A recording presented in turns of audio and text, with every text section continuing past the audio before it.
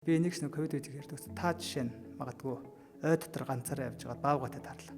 Баавгатай нэг гэдэг ч л удаа та. Тэр баавгаас өөрийгөө цухтагаад модон давирдаг юм уу?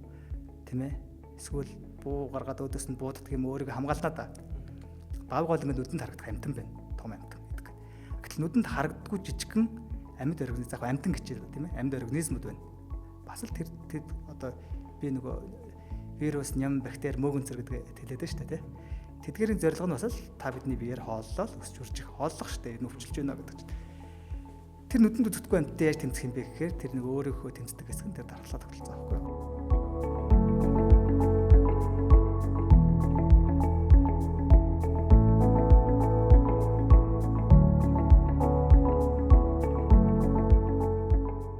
Сайн байцгаана уу, подкаст үзэж байгаа өглөө өдөр орой мэндийг хүргэе. За та подкастаа үргэлжлүүлээд үзэхээс өмнө манай сувгд ороод subscribe даржаарай. Ингэснээр бидний оруулж байгаа энэ зөвлөгөөнүүд танд тасралтгүй одоо харагдаад явах болно. За өнөөдрийн сэдэв бол маш чухал сэдэв байгаа. Ялангуяа энэ хавар цаг. За хавар цагт бид нар дийлэгтээ дандаа тархлаа ярьдаг. За бодис солилцоо ярьдаг. За тэгэхээр бидний тархлаа гэж юу юм? За яагаад мууддгийг? За ямар үед бид нар тархлаагаа илүү сайжруулах ёстой? За мөн цаашлаад бас тархлаажуулалт гэж яг юу юм бэ гэдэг цогц ойлголтыг танд өнөөдөр маш эмэг цэгцтэй байдлаар бид өгөхөөр зорж байгаа. Тэгэхээр өнөөдөр танд болно одоо бид бүхэнд энэ эрүүл мэндийн маш чухал мэдээллийг өгөхөөр одоо хойморт маань бол хүний их эмч анагаах ухааны доктор за мандах наран эмч одоо үргэлжлэн ирсэн маань за танд энэ өдрийн мэндийг хүргэе.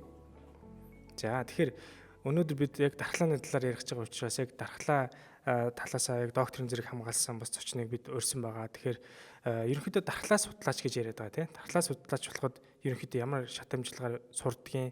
За тэгээ яг өнөөдрийн хүртэл таны хувьд яг хаана ажиллаж исэн гэдэг энэ туршлагаасаа бас бидэнд тоолцооч. За баярлалаа. Би хүний хэмж мэрэгчлээ. Дархлаа судлалын чиглэлээр гүнзгийрүүлэн сураад ажиллаж байсан. За сүүлийн хэдэн жил нийгмийн эрүүл мэндийн чиглэлээр ажиллаж байна. Дархлаа судлаар бол ажиллаагүй гэсэн үг. Тийм учраас яг уу ерөнхийдөө энэ чиглэлээр ярихад бол бас жоохон мэдээлэлээс хоцорсон байж болох талтай. Гэхдээ нэлээд идэвхтэй ажиллаж байсан учраас яг ерөнхий мэдээллийг өгөөч гэсэн эрхэмдүү өнөрөө өнжихээ хүсэлтэй авъя гэж бодоод хүрээд ирлээ. Дархлаа судлаач гэдэг нь бол дархлаа судлал гэдэг нь болохоор био анагаахын буюу суурь судалгааны мэргэжил байхгүй юу? Үндсэндээ дархлаа судлаар сурах хэвээр сурыг энэ чиглэлээр ажиллая гэж бодсон хүн бол нэгдүгээр анагаах ухаан юм уу эсвэл байгалийн шинжилгээ ухаанаар ерөнхий мэдлэгээс сурсан байх хэрэгтэй. Өөрөөр хэлбэл биологи суурьтай, анагаах суурьтай бакалаврын зэрэгээ хийсэн байх хэрэгтэй гэсэн үг. Ингээд хүний хэмжээр юм уу эсвэл био анагаахын айл нэг салбараар тийм ээ. Тэгвэл нийгмийн эрдэмтэд бол болохгүй. Өөрөөр хэлбэл life science гэж ярьдаг тийм үү? Яг байгалийн ухааны чиглэлээр ингээд бакалавра хийчихсэн хүн байх юм бол цаашаа үргэлжлүүлээд магистр, доктор буюу төгсөлтийн дараах сургалтаа дархлаа судлалын чиглэлээр хийж суралцсанаар хэрвээ тэр зорилтод зэрэгээ хамгаалж чадаад тийм ээ дипломоо хамгаалж чадаад зэрэгээ магистр, доктор гэдэг зэрэгээ авч чадах юм бол дархлаа судлалаар ажиллах боломжтой гэсэн үг. Гэхдээ энэ бол лабораторийн шинжлэх ухаан учраас ер нь дархлаа судлаач гэж хэнийг хэлдэг юм бэ гэвэл тасралтгүй ажиллаж байгаа хүнийг л хэлнэ. Яг гоо дархлаа судлаач байсан байж болно над чиг тийм. Тэгээ ажиллахаа болцсон бол ерөнхий дархлааныхаа мэдийг бол бид нүхээс магадгүй 6 сараас 1 жил ажиллахаа болоход хитрхийх нэрээс ч гэсэн яг тухайн ялангуяа шинжлэх ухаануудын тэр нарийн салбарууд нь хитрхийх нэрээс ч гэсэн учраас 6 сараас 1 жил ажиллахаа боллоо гэд хоцрогдоод хаягдаад явчих магадaltaй гэсэн үг. Тийм учраас ерөнхийдөө бол энэ маш их өрсөлдөөнтэй маш их хурдтай байдаг. Тэг маш их төрөлдсөн нарийн байдаг л та. Тий. Энэ чиглэлээр одоо манай Монголд одоо идэвхтэй дархлаа судлалаар ажиллаж байгаа хүмүүс бол манай их сургуулийн тэнхэм багш нар байна. Анагаахын шинжилгээ ухааны үндэсний их сургууль. За дархлаа судлалын тэнхэм тийм ээ. Био анагаахын сургуулийн. Тэгээ Монгол улсын их сургууль, хөдөө аж ахуйн их сургууль, шинжилгээ ухааны технологийн их сургууль гэх мэтчлэн ийм том институтуудыг л түшгэлж иж дархлаа судлалын шинжилгээ ухаан өгчих боломжтой. Гэхдээ энэ бол яг байгалийн шинжилгээ ухаанаар зориод ажиллах гэсэн үед айгүй сонирхолтой сэдв. Яагаад гэвэл хүний биеийн анатоми, физиологи, үйл ажиллагаа, тэгээ биохими явж байгаа орвол энэ бүгд дархлаа судлалын шинжилгээ ухаанаар ажиллах үед зайлшгүй хэрэг болдог, уулздаг учраас молекул биологи тийм ээ. Учраас айгүй их өргөн зар хүрээг хамарсан маш сонирхолтой сэдв байдаг, маш завгүй байдаг. Тийм байгаа. Гэхдээ яг ерөнхийдөө энэ чиглэлийн судалгаанууд бол хамгийн эрчимтэй хийгдэх газрууд бол мэдээж энэ чиглэлийн хөгжсөн орнууд өөрөөр хэлбэл 30-аад орн байгаа шүү дээ. Манай Монголын тухайд үндсэндээ бид нэг суурь судалгааны аргад маш сайн сургаад багш нар маань мэдлэг чадвар олгоод тэгээ хөгжсөн оронд дараагийн шатны сургалтанд ихэнхдээ явуулдаг байсан. Тий. Одоо ч гэсэн тэгж байгаа бах. Таны хувьд яг одоо докторийн зэрэгээ Японд хамгаалсан, за мөн одоо Америк нэгдсэн улсад бас нэг жилийн хугацаанд одоо суралцаж туршлага солилцсон байсан. Тэгэхээр яг энэ талаараа та бас одоо хуваалцаач. Тий, би бас өөрөө бас жоох хичээмдэх байсан юм шиг санагддаг. Тэгээ нэгдүгээр, хоёрдугаар айгу азтай сайн багш нартай анх сайн зөв хамт олонтой таарсан. Анагаахын шинжилгээ ухааны бие даахын сургуулийн дархлаа судлалын техник гэж. Одоо профессор Батбаатар багш цагцаахан багш нар маань бол намайг яг одоо дархлаа судлал гэдэг юм сонирхох. Би одоо өөрийгөө одоо яг ажиллахгүй айгу удацсан учраас дархлаа судлаач гэж хэлэх жоох хэцүү юм л да. Тийм суйртай тийм ээ. Тэр хүмүүс маань намайг тэнхимдээ ажилд аваад заалгаад дархлаа судлалын суурийг зааж өгөөд бас оюутнууд тишээл заалгаад тэгээд манай анагаахын шинжилгээ ухааны сургууль чинь тухайн үед 4-5 гадаад их сургуультай харилцаатай аль биесны харилцаатай байсан байх. Одоо бол бүр олон болсон юм шиг байлээ. Би сургуультай ажлыг нэлээд удацсан учраас сайн мэдэхгүй байна. Тухайн үед бол манайх Япон улсын хэд хэдэн сургууль руу тодорхой шалгалт аваад шалгалтыг нь хангасан залуу ирээдүйтэй гэж үзсэн багш нараа явуулдаг байсан. Тэр сургуулиуд таныг бол Токушимагийн их сургууль гэдэг Японы дундаж их сургууль л да. Дундаж их сургууль. Тэгтээ дундаж их сургууль гэж байгаа нь юу гэсэн үг гэхээр Японы стандартаараа дундаж. Зүгээр бид нар одоо чинь би ч юм уу өөрийгөө одоо эргээд ингээд одоо нэлээд жил ажиллаад 20 жил очиод ингээд бодож яхад бол жишээ нь ингээд яг тэр Японы хүүхдүүдийн ордог шалгалтыг ном журмаар нэг би үл чинь тэнцэхгүй л байхгүй. Тухайн үед бид нар хинж айгуу тэнцэх үзөөхөн баг. Нөгөө сургуультай харилцаатай гэдэг утгаараа ингээд бидрийг илгээгээд тэр сургуулиудаас хүлээн зөвшөөрөө те. Тэгээ ингээд аваад бидрийг бас сургаж айгуу олон монголчуудыг зөвхөн дархлаа судлаарч нүүр эрүүн нүрийн судлалын шүдний гээл те. Тэгээ өөр зөндөө олон монголчуудыг сургаж өгсөн тийм буянтай сайхан сургууль байдаг. Одоо ч гэсэн маш идэвхтэй сургалт бол явагддаг юм байлээ. Тэр сургууль дээр дархлаа судлалын чиглэлээр суралцаж төгсөөд эргэж ирээд хэсэг ажиллаж байгаад Америк нэгдсэн улсын эрүүл мэндийн үндэсний институтын дархлаа судлалын лаборатори гэж байдаг. Академич Талигаж Бера хасны хүү Арья гэж мундаг доктор байдаг. Тэр хүн надад бас тэр хүн рүү би мэйлчээд ингээд Америкийн судалгаа дээр ажиллаж үзэж болох уу гэд нэг жил өөрийнхөө лабораторид ажиллах сайхан боломж олгосон. Ингээд нэг Америкийн нөхцөл том тэр газар судалгаа яг яаж явдгийг, мэдлэг яаж төрүүлдгийг, яаж энэ мэдлэгийг аль биесний баталгаажуулдгийг, ямар өрсөлдөөнтэй байдгийг гэдэг харах боломж олдсон. Боломж олдож яг мэдлэг туршлага жоохон нэмэгдүүлсэн ирсэн дээ. Тийм. Тэгээд хаана ажиллаж байгаа. Тэгээ эргэж ирээд байжсэн чинь нөгөө ковид өвчин гараад. Тэгээд ковидор чинь би блог энэ төр бичдэг байсан юм аа. Яг энэ эрүүл мэндийн чиглэл юм болоод ингээд. Тэгээ яг тэрийг маань анзаарсан ч юм уу. Тухайн эрүүл мэндийн яамны удирдлагууд мэрэгчлэтнүүд анзаараад намайг дуудаад тэгээд нөгөө ковид өвчин Монгол улсад нэвтэж орж ирэх гээд байсан учраас улсын онцгой комиссийн дэргэд эрдэмтдийн зөвлөл гэж байгуулсан юм байлээ. Хариу арга хэмжээг нөхцөл байдлыг үнэлэх, хариу арга хэмжээг төлөвлөх, шийдвэр гаргахтай зөвлөгөөх, мэдээлэлээр хангах зорилгоор. Тэрний академич одоо сая бурхан болчлоо. Талгаш Нямдаа багшаар ахлуулсан. Тэгээд дандаа манай салбарын миний өмнө нэрээс олчос хийж харж байгаагүй тийм бурхан шиг том мундаг хүмүүс ерөөсөө ингээл хараад шууд сүрдмээр те. Тэр хүмүүс дээр чигэд пал хэдэл яваад харчдаг. Тэгээд хамгийн залуу гишүүн нь болоод би тэд ковид үед ажиллаж байсан. Тэгээд түүнээс хойш дэлхийн эрдэмтдийн байгууллагт талхажуулалт хариуцсан зөвлөх, хөтөлбөр хариуцсан зөвлөхийн ажил, мэрэгжилтний ажил. Тэгээд одоо төрийн бас байгууллагт хөтөлбөр хариуцсан захирлын ажил хийж байгаа. Эрүүл мэндийн чиглэлээр. Тэгэхээр ковид гэдэг зүйл бол яг зөвхөн монголчууд гэлтгүй дэлхийн нийтээр ер нь яг бэлэн байдал ямар байх хэвээр. Дээрээс нь энэ вирус, дархлаа гэдэг зүйлүүдийг бас маш олон хүнд таниулсан тэр зүйл болсон байх гэж бодож байгаа тийм. Тэгэхээр яг таны хувьд яг бас яг олон нийтдээ илүүхээр ингэж харилцаж мэдээлэл өгөх тал дээр илүү байсан шүү дээ. Тэгэхээр ер нь бол таны хувьд яг одоо бодоод COVID-19 яг энэ багт одоо урьдчилан сэргийлэгтэй одоо улсын онцгой комиссийн багт ажиллахад ер нь эргээд ингэж бодоход маш олон туршлага хуримтлуулсан байдгүй. Тэгээд одоо түрүүн хоёул бас ярьжсэн шүү дээ. Зөвхөн бид нэр эрүүл мэндийн талаасаа хараад одоо ингээл зогсоочи, арга хэмжээ авчи гэдэг ингээд ярихад бол их амархан байдаг. Яг цаана одоо маш олон өөр одоо салбаруудын зүйлүүд одоо ингээд яригдчихэдэг гэд ярьжсэн тий. Та тэр талаар бас дуртаач. Гэхдээ зүгээр яг одоо эргээд ингээд бодоход ковидын үед одоо тэгэх ястай байсан, ингэх ястай байсан. Та нар тэгж мэдэхгүйсэн, ингэж мэдэхгүйсэн гэж хүмүүс ярьдаг л та. Ганц Монголд ч гадаад ч гэсэн. Тий одоо тэг яг мэддэг юм байсан тэр тий. Бүхэн ковид гэдэг өвчин харамсалтай нь шинэ өвчин харьцангуй шин төрлийн өвчин. Тэгээд дэлхий ч өөрөө айгүй их интеграцлагдаад глобалчлагдаад нэг болцсон юм байна. Маш хурдан тархдаг тийм үү? Магадгүй 30 жилийн өмнө 40 жилийн өмнө байсан бол хоёр систем хаалттай зүйл ингэж хурдан тархах байсан ч үгүй ч үү те. Одоо дэлхий чинь баг нэг айл шиг болцсон учраас маш хурдан тархдаг юм байна. Тэгээд энэ бол дэлхийд хаяал том сургамж болсон л доо хаана хариуцлагатай байх хэрэгтэй юм байна. Хариу арга хэмжээг зөв төлөвлөж явах хэрэгтэй юм байна. Бие биендээ мэдээллийг их хурдан солилцож явах хэрэгтэй юм байна гэдэг. Тухайд яг бай зүгээр би ягаад тэр нөгөө блог бичдэг байсан гэж хэлсэн те. Өдөр тутам гадны мэдээнүүд зүгээр уншин зуршил. Тэгээд мэдээ уншаад суужсэн чинь одоо манай өмнө төршин тэр нэг ухаан гавтай орчимд ийм нэг өвөл мэдэгдэх уушгины хатгаа өвчин гараад байна. Өмнө нөгөө SARS гэдэг өвчин гарч ирсэн тэр юм шиг байна. Гэхдээ тэрнээс жоохон хүнд явцтай. Арай өөр байгаад байгаа юм. Тэгэл хараад байжсэн чинь нөгөө өвчин чинь Таиланд руу ороод явчлаа. Тэгээ юу болоод тахвгээ тэгээд блог бичиж өгсөн хүмүүст сэрэмжлүүлэх үүднээс. Яг тэгэхээр тухайн үед яг одоогод бол бас нас арай ч хам багж. Тухайн би нөгөө passion гэж ярьдаг штэ. Одоо яг дуртай яг ботсон сэтгэлийн дудлага юм уу юу байсан гэхээр би одоо сургуулийн байнаар монголчууд тав байнаар зөндөө юм үзлээ. Одоо би энийг тайлбарлаж өгье. Би тайлбарлаж өгөхгүй л хэн тайлбарлаж өгөх гэж би тухай бодож байсан байхгүй айгуу амгалан бодож байсан байгаа сте. Одоо бол тэхгүй штэ. Зөндөө олон мундаг хүмүүс байна. Надаас мундаг залуучууд ч зөндөө байна. Тэгээд бас тэдэртэйгээ зөвлөлт харах те тухай. Тухайн үед emergency үеисэн болооч тэр юм уу.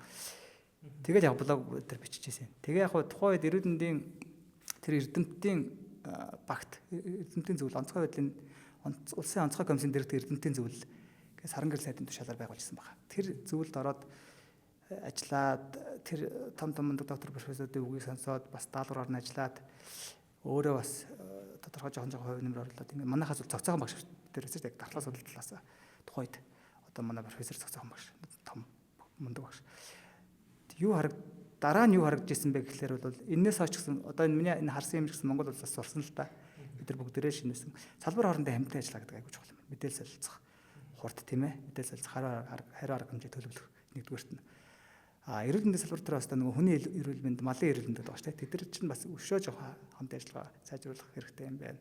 Communication ба мэдээлэл сайн солилцох хэрэгтэй юм байна. За тэгээд тухайд бид нар чинь нөгөө хөл хориомороо гэж тогтоогоол те. Тэр мэрийг яхад явцын дунд зөвхөн эрүүл мэндийн салбарыг биш шийдвэр гаргах энэ улс орны хувь заяатай холбоотой шийдвэр гаргалтанд өөр салбарын бас байх хэрэгтэй. Эдийн засгийн ч юм уу тийм ээ хөл хорио тогтоогоо тэд тонход эдийн засгийн ард түмний амьдрал тэдээ барих зүуднэ ч гэдэг юм уу те. Тим байх ёстой юм байна гэж сүүлд бодож байгаа байхгүй. Яг тэрнээс хоошоо харин энэ салбарын хоорондын интердисциплинary медицин байна. Салбарын хоорондын хамтын ажиллагаа гэдэг юм бол аюул сайжирсан. Манай төр засгийн зүгээс ч гэсэн ажиллаа хийгээд нэлээд хичээсэн гэж бодож байгаа. Олон улсын байгууллага ч гэсэн нэлээд дэмжлэгүүд өгсөн. Тэгээ энэ салбарын хоорондын уялдаа холбоо гэдэг юм хэлсэн. Одоо ч гэсэн бас нөгөө бэлэн байдал гэж хийгээл байгаа тий. Онцлог онцгой байдлын ерхий газар энэ чинь нөгөө газар хөдлөлт эсрэг гэл мэддэг штэ.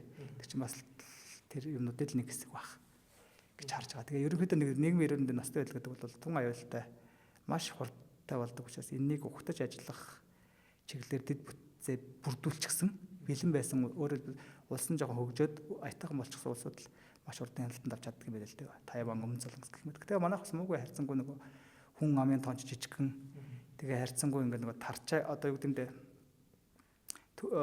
таруу амьдралтай тэгээ дээрэс нь тогтолцооны хувьд бол төвлөрүүлж авах бас арай жоох амархан байсан шүү. Яг тэр үднээс нь харуулж штэ. Тэгээ мэдээлэл олзуултал байгах те. Яг тэр үднээс харахад бол бас яг хөө тэгээд дундаж байдалтай давсан. Вакцинжуулалтын дээр бол нэлээд хурдтай яжсэн баг. Энэ дээр бол нөгөө цөөхөн хүмүүний гэдэг давуу талч бас байсан л баг л та. Эрүүл мэндийг дэмжиж ажиллагч газар шим компани Artichoke эрүүл мэндийн ундаа хамтран ажиллаж байна. За энэ Artichoke-ийн хувьд бол чихрийн шижийн өвчлөлийн үед бол хүний цусндах сахар хэмжээ ихсдэг. За түүнийг бууруулах, за мөн урьдчилан сэргийлэх, за мөн одоо хордлогууд байж энэ хүн арх уух, за тамхи татах, за химийн болон одоо хоолны бусад одоо хордлогуудын үед бол тайлгад их ач тустай. За мөн хоол боловсруулах, хоолны шингээлтэнд илүү ихээр сайнаар нөлөөлж идэг. За мөн одоо бүр шээс дамжуулах замын болон за илэгний бусад энэ олон төрлийн үйл ажиллагааг дэмжиж байдгаар илүү давуу талтай байдаг. За энэ Artichoke-ийг хүн одоо ууж эхлэхэд яадаг вэ гэхээр тухайн хүний ядаргаа тайлагдах, за мөн одоо тайвшрах, за мөн одоо тэр нойргуудл багасах, эрч хүч одоо ажлын одоо илүүхээр эрч хүчтэй болох зэрэг олон ач тус байж идэг. За хүн бол өдөрт нэг шил буюу 250 мл-ийн Artichoke-ийг бол уух боломжтой. За хордлогын хэмжээнээс хамаарат нэмэгдүүлэх боломжтой байдаг. Тэгэхээр ковидоос хойш ерөөхдөө бид нар яг дархлаа тий одоо дархлаа тийм сайн ийм сайн ингээд айгүй их юм сонсогддог болчиход байгаа. Зарим хүмүүсийн хувьд бол яг мэдлэг мэдээлэлтэй хүмүүс л их байгаа. Одоо бид Google дээр ч юм уу гадны орны эсвэл зарим нэг докторыг дагдаг хүмүүс ч гэсэн мэдээлэлүүд маш сайн амжилт байгаа. Зарим нь бол бас энэ мэдээлэл маш муу хүмүүс зөндөл байгаа. Тэгэхээр хоёул яг дархлаа гэж яг өөрөө юу юм бэ гэдэг энэ үндсэн гой тодорхойлтын та бас хэлж өгөөч. Уу яг би хүний ямар ч амьтны бие чинь одоо тийм ээ ингээд эрүүл байна гэдэг чинь бүх хэд эрхтнүүд нь л яг зөв ажиллаж явах хэрэгтэй байхгүй юу? Бүгд бие нэгэ дэмжиж ажиллана. Өөрөөр хэлбэл хүн илэггүй болчлоо гэтэл илэгний нөгөө шүдэг хорууд чинь эргээл нөгөө бөөр зүрх тархиндаа нөлөөлөд явчихна гэдэг араасаа татаад унгачдаг байхгүй юу? Бөөр муудаад бөөрийн төлөлд орлоо гэж нөгөө бөөрөө шүгдэх хэвээр креатинин азот гэж бодсоо чинь тархиа хордуулаад аммон гэж бодсоо чинь тархиа хордуул ингээл илгээ унтрахал ингээл тэр нь улам ингээл лавшраал татаад явчихдаг тийм ээ. Дархлаа гэдэг эргэтэн тогтцоо 12 эргэтэн тогтцоо гэдэг бас нэг ялгаагүй бие махбодон дээр дотоод тэнцвэртэй байдаг. Бодис солилцооны өөрөөр хэлбэл хүний цусны найрлагын тогтмол байх хэвээр. Цусны хүчилшил буюу тэр pH гэж ярьдаг тийм тэр тогтмол байх хэвээр. Зүрхний цохил тогтмол байх хэвээр. Эдгээрийг л тогтмол байхад нь бусад эд эргэтэнтэйг хамт дэмжиж манж байдаг. Тийм л хүний бие эд эргэтийн нэг хэсэг юм байна. Яг уу жоохон энгийн үгээр хэлэх юм бол яагаад дархлаа гэж эргэтэн байх хэрэгтэй юм бэ гэдэг талаас нь ярих юм бол тийм ээ. Энэ бол нөгөө эволюци хэдэн сая жилийн явцад амьд бие махбод хоорондоо үүсээд тэмцлийн дүндэл бий болсон эргэтэн тогтолцоолт өөрөөр хэлбэл нэг зэвсгэлтэй. Жишээлбэл би энийг нэг ковид үед ярьдаг. Та жишээ нь магадгүй ой дотор ганцаараа явж байгаад баавгатай таарлаа. Баавгатай нэг гэдэг ч л бодно доо. Тэр баавгаас өөрийгөө цухтагаад модон давирдаг юм уу тийм ээ. Эсвэл буу гаргаад өөдөөс нь бууддаг юм өөрийгөө хамгаалнаа да. Баавгал ингээд нүдэнд харагдах амтан байна. Том амтан гэдэг. Гэтэл нүдэнд харагддаггүй жижигхэн амьд организм яг амтан гэж байна тийм ээ. Амьд организмуд байна. Бас л тэр одоо би нөгөө вирус, ням, бактери, мөөгөнцөр гэдэг хэлээд байна шүү дээ тийм. Тэдгээрийн зорилго нь бас л та бидний биеэр хооллол өсч үржих хооллох шүү дээ. Энэ өвчлөж байна гэдэг чинь. Тэр нүдэнд үзэхгүй амттай яаж тэмцэх юм бэ гэхээр тэр нэг өөрийнхөө тэмцдэг хэсэг нь тэр дархлаа тогтолцоо байхгүй юу? Бичил битнүүдээс хамгаалдаг. За өөрийнхөө мөн хувирж хортой шинжтэй болсон эд эсүүдийг цэвэрлэхэд оролцдог. Өөрөөр хэлбэл хор тавдрын эс ч юм уу тийм ээ. Гэмтлийн дөрөөс цэвэрлэхэд оролцдог. Энэ эргэтэн тогтолцоо дархлаа тогтолцоо гэж байгаа. Хамгийн наад захын төлөөлөгчд нь цусны цагаан эсүүд тийм үү. Дотроо зөндөө бол янз тийм ээ. Төрөлхийн дархлааны эсүүд гэдэг байна. Макрофаг, нейтрофил. За өрмөс нөгөө дархлааны ой тогтоолт санамжийн эсүүд гэж байна. Нөгөө дархлааны тогтоолтыг үүсгэх лимфоцит эсүүд гэх мэтлэнгээр. Эдгээр нь болохоор ерөөхдөө би яг сүүлийн үеийн мэдээлэл хараагүй. Гэхдээ ерөөхдөө суур судалгаагаар юу гэж бид нар сурдаг байсан гэхээр хүний биеийн цусны чөмөгт үсээд чөмөгт ясанд үсээд цусны эсүүд тахгүй сэрэ болчирхаан дээрж боловсруулж сургалтанд сууж одоо ухаандаа дархлааны тэмцэх боловсрал авдаг байна шүү дээ. Өөрөөр хэлбэл өөрийнхөө эд эрхтийг таниад довтлохгүй байж сурах хэрэгтэй. Яагаад тэгэхээр өөр эд эрхт өөр нөгөө вирус бактерич яг тантай адилхан бүтцтэй уурагтай яг л тэр нөгөө махан бие цусан зүрхтэй гэдэг шиг тий усны үдсэн гэдэг шиг яг л адилхан химийн бицээс гэхдээ жоохон өөр байдлаар комбинацлал гаргацсан амьтад байхгүй юу. Тэгэхээр суур бүтцэн адилхан байна тий бүрдүүлж байгаа блок нь. Тэгэхээр чиний өөрийн бие чинь ямар блокуудаар бүрдүүлсэн гэдгээ таниад тэрийг довтлохгүй байх хэрэгтэй. Өөр юм орж ирвэл таниад энэ минийх биш үнгээд довтлоод устгаж алга болгож явах хэрэгтэй. Тэр сургалтыг тэр сэрэ бишгад авдаг. Тэгээд цасаар гарч эргэлдээд бие махбод одоо 24/7 тасралтгүй харуул хийх нь шүү дээ. Их одоо тавчлаад энгийнчлээд яривал тэгээ би дархсан тунгалгийн бочхаанууд гэж байна. Тэн дээр ирээд талааны хариурлаа юу болж бие махбодоо хамгаалдаг. Эдгээр эсүүд маань ерөнхийдөө гадаад орчинтой хайрцдаг эсүүдтэй л хамгийн их байдаг. Энийг одоо чи манай анаахын багш нар маань бүр их гоё ярих баг. Дараагийн удаад заавал орж оруулаарай тийм ээ. Манай мундаг багш нараас гадаад орчинтой харьцдаг эсүүд их байдаг. Өөрөөр хэлбэл арьс тийм ээ. Нүдний салст. За хоол босруулах харагдана ингээд зам тэр чигээрээ. Тэгээд бэлгийн зам тийм ээ. Хөхүүл ээжийн энэ сүүний замууд дээр ч юм уу гэдэг юм гэх мэтлэнгээр ингээд байгаад орж ирсэн шат шатандаа ингээд хамгаалаад уруулыг өгдөөд байж хэд хэдэн үе шаттай би ингээд энэ ажил нэг биерээ барахгүй бол дараагийнхаа дуудана ч гэх юм уу те иймэрхүү байдалтай. Ийм л эргэтэн тогтолцоо юм байна. Тэгээд ерөнхийдөө яг хаа дархлаа тогтолцоо дархлаа яаж сайжруулах вэ гэж ярьдаг. Манай цогцоон багш хэлдэг байсан. Одоос хэлдэг баг. Юу яагаад хүмүүс нэг ийм угаал айгүй амархан яах гээд ах юм аа. Сайжруулж. Энэ чинь амьдралын хэмнэл Сахилга Батын бас нэлээд тийм амар биш тийм асуудал байгаа шүү дээ. Би чинь дархлаа дэвсэн чинь биеэл ирүүл болох хэрэгтэй байхгүй. Тэр бол их гоё үг.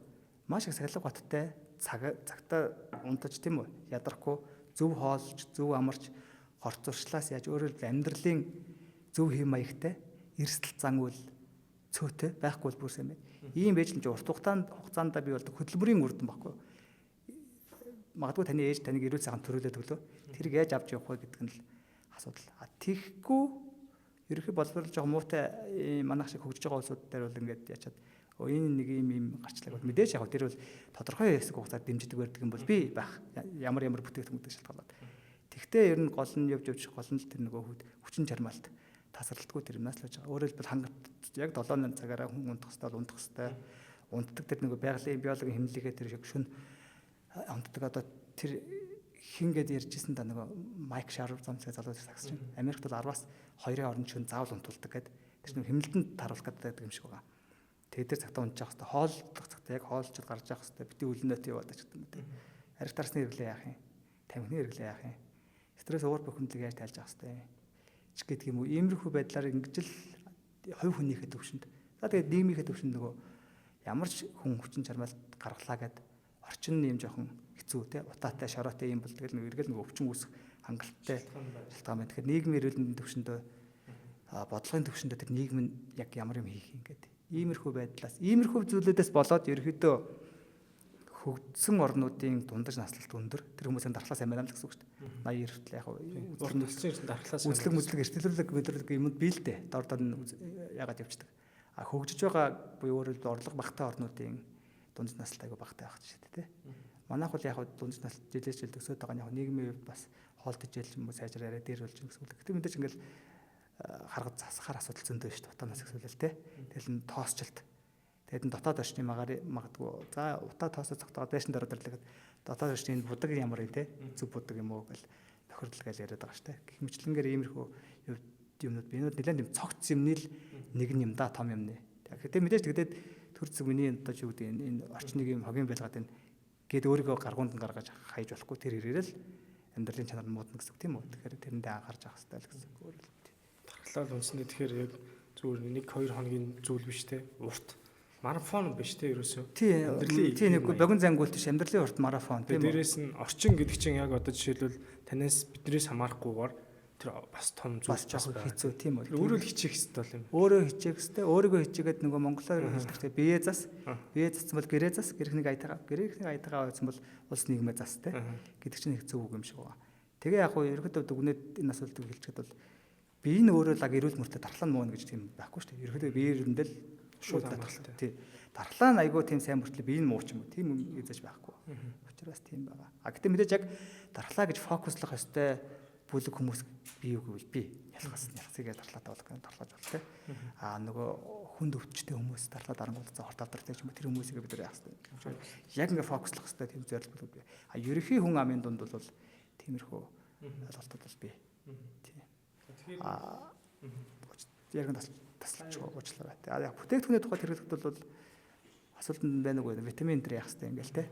Тэр бол бас жоохон судалгаатай л ярих асуудал байх. Монголд одоо судалгаанууд хэр хийгдсэн байдаг юм бол би мэдэхгүй учраас яг тэгэх ёстой юм энэ төр гэж хэлэхэд бол жоохон хэцүү байна. Зүгээр миний бодлоор би зүгээр ингээд ерөөхдөө ингээд харахад юу гэж боддог вэхээр хоол тэжээлийн байдал гайгүй болж байгаа ч гэсэн яг шин ногоо энэ төр дээр бол жоохон асуудалтай шүү дээ манайх дандаа. Урд төрсөөс ч юм уу ногоогоо зөөдөг те. Консервлсэн задлсан бүтээгдэхүүн гэдэг шин ногоонууд ялангуяа навчит ногоонууд дээр бол бас хэцүү учраас тодорхой хэмжээгээр витаминууд дээр бас юмыг бол би нэг хувьтай бол буруутгаж боддгоо. Тэгтээ ямар ч бүтээгдэхүүн гэсэн нэгдүгээр тэр нь баталгаатай байх хэрэгтэй. Баталгаатай үйлдвэрлэгч явах хэрэгтэй. Яг энэ яг зөв нөгөө олон баталгаатай үйлдвэрлэг Америкийн Kirkland-чуд юм уу те. Тийм баталгаад брендер баталгаажсан. Хоёрдугаарт нь хугацаантай байх хэрэгтэй. Баталгаатай үйлдвэр юмыг яг хугацаанд нь тэгээ хадгалт тээвэрлэлт ямар нэгэн асуудал гараагүй цавбаглаа бол бүр бүтэн нэг зөв тунгаар нь за болол хэмжээний завраар хэрэглэх хэрэгтэй гэж үздэг. Дархлааг бид нар одоо хүүхд төрхөөс эхлээд ерөнхийдөө яг яаж дархлаа бүрлдэж бий болоод байгаа юм те. Одоо ээжүүдийн хувьд ялангуяа Улаанбаатарт амьдарч байгаа хүмүүсийн хувьд утаа их байгаатай холбоотой хүүхдийн ер нь яг 100% утаатаач бас хамааралтай юм уу хүүхдийн өөрийнх нь дархлаа гэдэг зүйл чинь бас дөнгөж бүрлдэж байгаа учраас бас муу байгаа. Тэгэхээр хүүхдийн ер нь хүн анх төрөхөөсөө эхлээд дархлаа бүрлдэж байгаа тэр цаг хугацаанд хизээ ер нь дархлаа гэдэг зүйл нь их харьцангуй одоо боломжийн болоод ирэхийн ерөөдөө том хүүхд хоёрын дархлааны хувьд бол та харьцуулаад ойлголт өгвөл яаж өгөх вэ? Тийм. Тэгэхээр ben саний мэр. Одоо жишээ нь түрүүн билээ юм дархлааны эсүүд бол таньдаг. Тэгээ хариу оруулаа шийддэг болдог гэж тийм үү? Минийх байна. Довтлохгүй. Минийх биш байна. Минийх биш юм чинь дайсан л байж таараа гэж тийм код генийн кодтэй байхгүй довтолдог хариу оруул үзүүлдэг. Яг хүнсний уурга мурган дээр бол бас жоохон төвчг толеранс тиймнүүд бол байна. Тэгээд ингээд бодоход одоо жишээ нь та сонсч ирсэн үгүй юу? Эргэтэн солиул хагалгаа хийсэн хүмүүс бол насаараа дархлаа дарангуул хэмжлэгээ бодгаа хэрэгэлдэг тийм үү? Тэр яагаад гэдэг нь гэхээр өөр хүний өөр кодтой уургуудыг бөөрч юм илэг ч юм уу бүхэлд хэдэн зуун тэрбум миллион их 80 тооны уургуудыг ингээд бизнес болгочаар тэрний анхны код нөө чинь над хэрэгтэй илэг юм гэж хүлээж авахгүй штэ тий. Харин юм би энийг устгана гэж үздэг байхгүй юу? Rejection буюу хохрол гэж ярьдаг. Тэгэхээр тэрийг устгуулахгүй төлөө дархлаа дарангуулах юм яаж нөгөө суулгацыг тогтоодог имчилгээ суулгасны дараа юм шиг. Тэрэн шиг бас нэг сони юм байдаг. Хэрвээ тийм юм бол хэрвээ за өөрийн имийг юу ч хийсэн авдгүй юм байна те устгана гэдэг. Тэгвэл эмэгтэй их хүний бид тал нь өөрийнх нь уургаас бүрдсэн. Тал нь нөгөө эцгийн талаа шал өөр хүний уургаас бүрдсэн. Бүтэн амьтан үсчихэж штэ. Тэрийг устгадгүй сонирн байгаа сте. Тэрэн дээр бас байгалийн тийм гоё механизм бид шинэ байдаг байхгүй. Тэр ургийг л устгахгүй толеранс төвтрийн ихс умааны те тэр нэг дархлааны бас онцлог байдаг байна штэ. Тэр бүтэн хэдэн зуун тэрбум өөрийн биш өөр хүмүүсэд. Тэгэхээр өөрийн биш бол тэр хүүхэд гараад эргээд ээждээ ч юм уу илгээ өгөхөд ээж нь дархлаа дарангуулах юм уу ясгүй шүү дээ. Гэтэл тэгэл өөрийн биш гэл яаж байгаа байхгүй юу. Тэгэхээр өөрийн биш юмыг ингээ үүсчихэд өөрт нь ах бүлэлцсэн ирнэ. Тэр их амтны дархлаа тийм байдаг байна шүү дээ. Тийм санаа. Яг тэр хэсгийг бол 10 сарын турш те довтлохгүй харин ч хамгаалж жагаад ингээ гаргацдаг тийм төрүүлээ том болгоод гаргацдаг. Ингээ гараад ирсэн хүүхэд гэдэг нь бол яг жижиг хүүхдийн эмчилгээ хэлдэг нь да жижигрүүлсэн том хүн биш гэдэг бас жоохон үнэн. Мэдээж дархлааны тогтолцооны дархлаан дээр ингээ ярихад бол хүүхдийн бие дээр бүх үүсэх ёстой эсүүд эргэтнүүд болон эсүүд үүсчихсэн байдаг.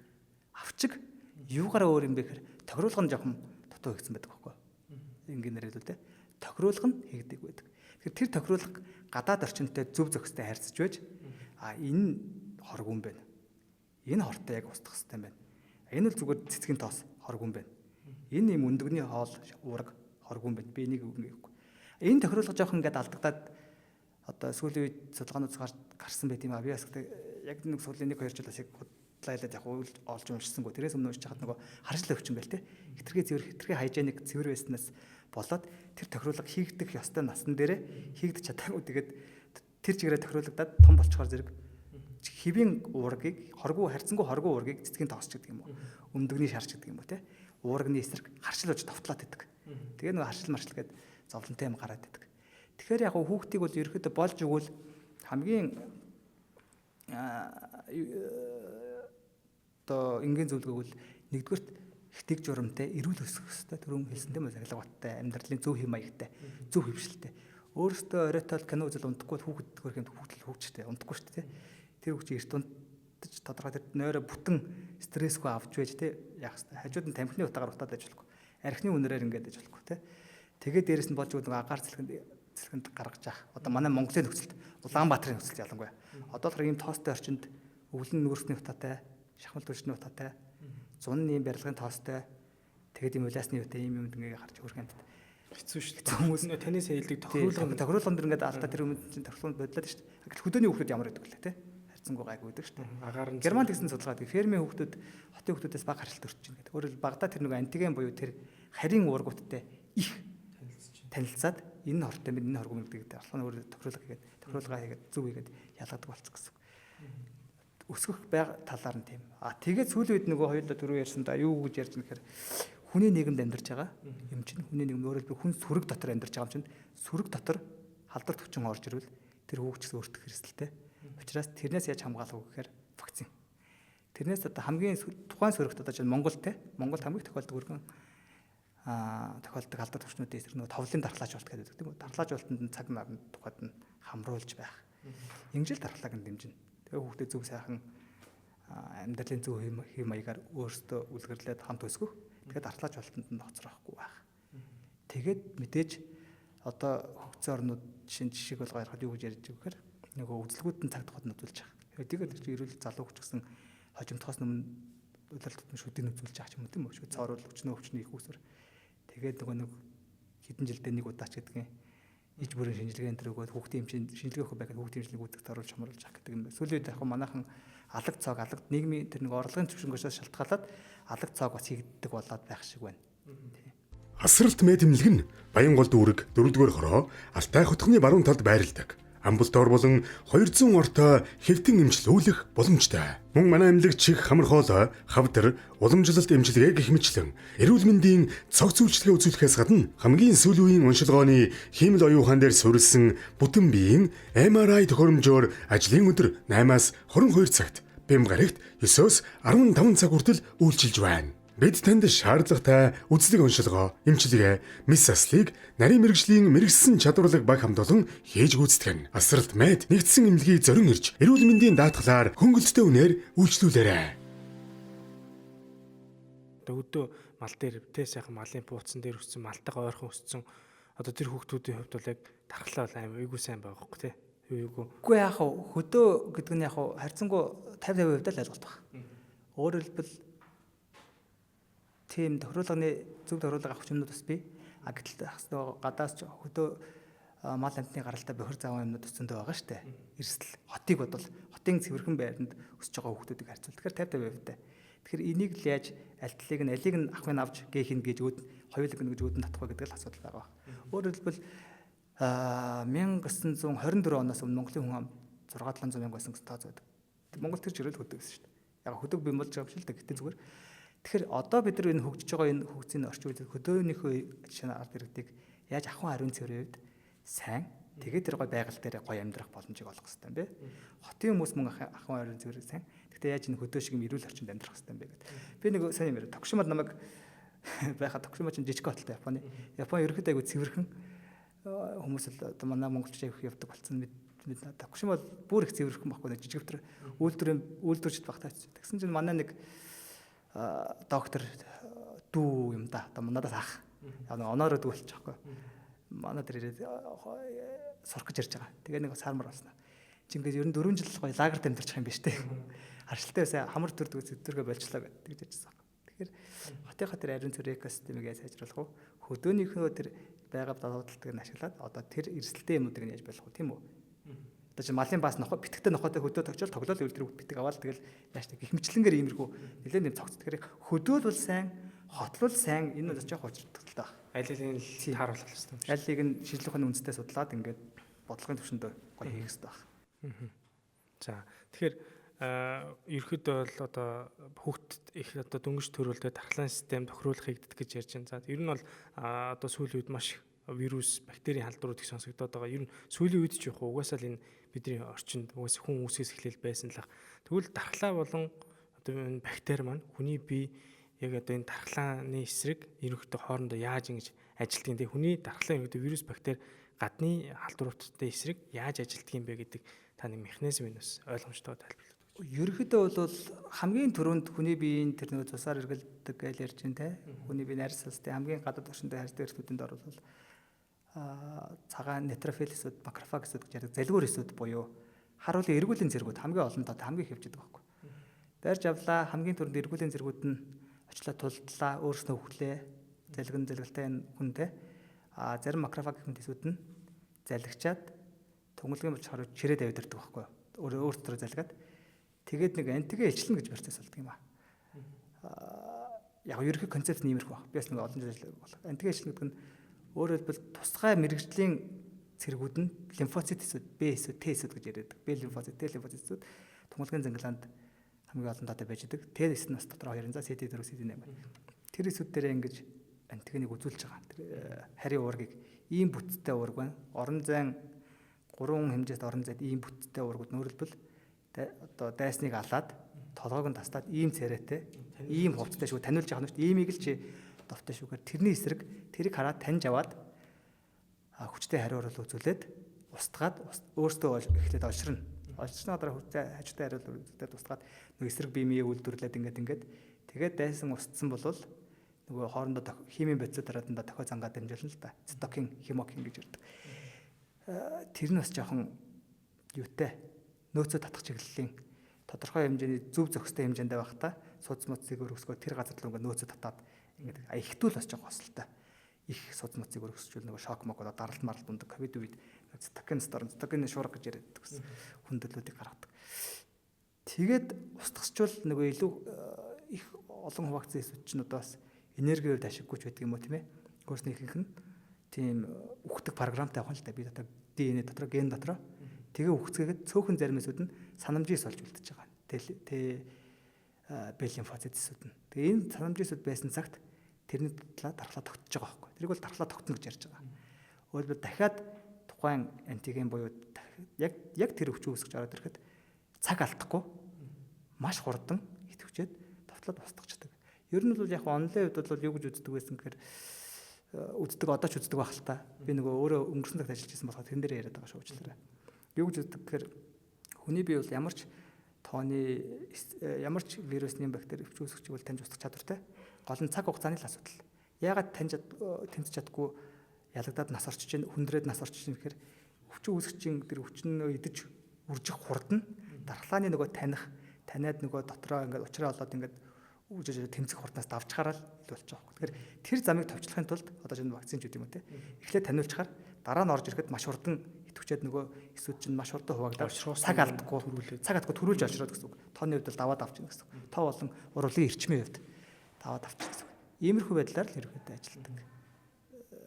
Хамгийн энгийн нэрэлгэд бол иймэрхүү. Тэгээд дотроо нарийн мэвэлтэй өдөр одоо бараг л сар өдөр тутам шин судалгаанууд гаргаж улам нарийн ширнүүд нь ингэ салбарлаж өргөн болсоор байх шиг байна. Зөндөө олон мэддэг байсан юмуд бас мэддэг болоод байх шиг байна тий. За тэгэхээр дархлаа бол ингэж ажилтдаг юм тий вирус бактери эсрэг. Вирус, бактери, шимэгч, мөөгөнцөр гэж байгаа. Бид нар дархлаа муудах гэж яриад байгаа тий. Дархлаа муудчихлаа одоо тэглээ инглээ гэж яриад байгаа шүү дээ. Тэгвэл дархлаа ямар үед мууддаг юм бэ гэдэг та яг нийтлэг шалтгаануудыг нь бас тайлбарлаж өгөөч. Ерөнхийдөө биеийн эрүүлэнд цол байх л гэсэн. Ерөнхийдөө биеийн эрүүлэнд юм байх. За яг дархлаан дээр чиглэсэн мууддаг нь бол хэдэд байгаа л да. Одоо жишээ нь химийн гаралтай бодисуудын ордлого тийм ээ. Үнцэл хүнд металлуудын ордлого гэдэг юм тийм ээ. Физикийн гаралтай цөмийн бөмбөг дэлбэрсэн өвчүүд юм те. Тэгээд нөгөө вирусын гаралтай өвчнүүд дархлаа хомсдлын вирус ХДХВ гэж ярьдаг шүү дээ. Тим үед дархлаанууд яг чиглэж дархлаа нь муудах тим юмнууд бол би дархлааны эсүүдэн тоо хэмжээний зөөрөд үйл ажиллагааны хувьд бол идэвхжлэлтэнд буураад ирэх тимнүүд бол би яг ерөнхий хүн амын донд түгээмэл тохиолддог нь юу гэхээр ерөнхий эрүүлэнд буурах тийм үү? Ерөнхий бол архаг өвчтэй байх. Бодисын солилцооны хамгийн одоо чинь миний хараад байгаа Монгол улсад бол хамгийн их байгаа нь бол зүрх хөдлөлийн өвчин. За амьсгалын замын өвчин, чихрийн шижин. Тэгээ хорталдар араас яг наад цам чихрийн шижин дээр ингээд яхад чихрийн шижин дээр судсууд бүгдэрнэ бие ерхий ачаал авах чадвар буурна гэдэг ирэхээр нөгөө эсвүүтэй хордуулна ажиллаж чадахгүй болно. Гэх мэтлэн ингээд нөгөө бодисын солилцооноос үүсэж байгаа хордлого хортой бодисууд чинь ацетозноос орточ нөгөө эсвүүдийнхөө ажиллах хэвээр орчинг нь өөрчлөөд татаад доош нь үйл ажиллагаа унгачдаг байхгүй. Тэгэхээр ерөөхдөө хамгийн хүн амд одоо чинь манай жишээ нь хүн амд хамгийн түгээмэл тохиолддог юм бол архаг өвчнүүд л байна да. Тий архаг өвчин амьдралын хэм маягаас ихэнх шалтгаалсан тамхиталт. За тэгээ нутаатай орчин. За тэгээ харигталт гэх мэт шалтгаалсан архаг өвчнүүдийн хорт тавдар тийм ээ. Эдгээрийн үед дархлаа цогцолцсон хамгийн их муудах.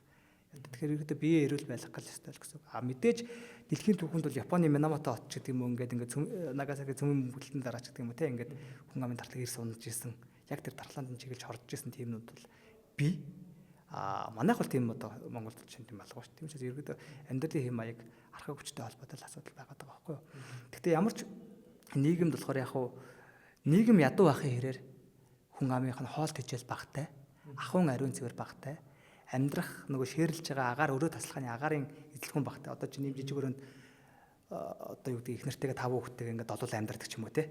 Ингээд иймэрхүү байгаад ирэхээр тэр хэмжээгээр нөгөө авж байгаа ачаал энэ төр них хоол тэжээлэн байгаа тэр дархлаа энэ төр жоос болтой халдварт хүчин их байдаг.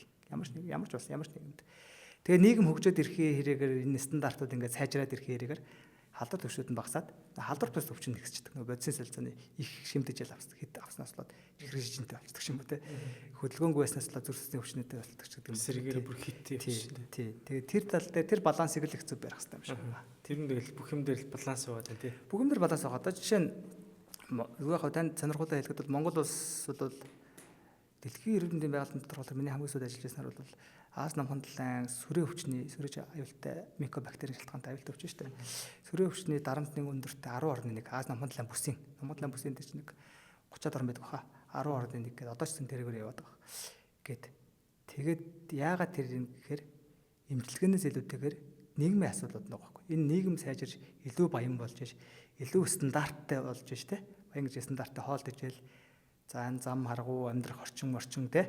Олуулаа нэг хүнд ямар хэмжээний агаар өрөө таслахаа утгах гэдэг. Тэр стандартууд хангаж энэ чинь буурахдаг ч юм уу. Япон улсыг чинь одоо миний хамгийн арай жоохон дөнгөр мэддэг нь те. Ингээ харахад сөрөө өвчин бол ерөөд 70-аас дээш насны айгүйх тохиолддог. Залуучууд нь байхгүй. Тэгэхээр хөгжсөн цаг үед төрсэн хүмүүс. 70-аад насны хүмүүс болохоор дайны яг дараа ядуу үед төрсэн улс орноо босгох гэж өөртөө амьдралыг хоолтой онох гэж маш их хүнд цагаар ажиллаж хоолт ижил жоохон багтай хэцүү байж л дээ. Учраас тэр сөрөө өвний тархалт газар авцсан. Тэгээ яг амьдралын сайжаад ирэхээр тийм нэг доормод идэхгүй хэлбэрт хүний бие дотор ороод ингээд унтчихдаг. Тэгээ нэг хүмүүс маань хөгшрөөд биеийн ерхээс үүсэнд буураад ирэхээр гарч ирдэг юм аа гэдэг тэр нэг профессор хэлж байсан. Гэх мэтлэнгээр тийм байдаг л юутай л та. Тэгэхээр яг ямар ч юм одоо ялангуяа одоо ингээд бид нар нийгмээр улс болоод нийгмээр амьдарч байгаа юм бол ямар ч юм бол нийгмийн эрэлтэнд асуудал тодорхой хэмжээр холбогдоод байгаа. Улс орны хөгжил дэвшил тэр асуудалтай.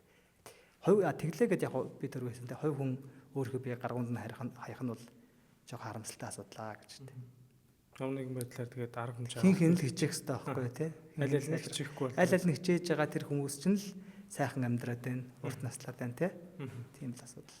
Гэтэ манайх дэрж байгаа шүү. Одоо чинь 90-ад оны ч юм уу 80-ад оны ч юм уу статистикт ингээл тоол харьцуулаад харж байгаа юм л да. Тоол харьцуулаад хараад миний бас нэг тэр нэг улсын онцгой комиссд ажилласны бас нэг хувь хүний нэг олсон үнэтэй зүйл маань тэр өмнө нөгөө барааг нь хараагүй сургын сонсоос үүддэг байсан айгүй болон ахмад эмч нартай одоо айгүй тийм сайхан дотн танилцсан.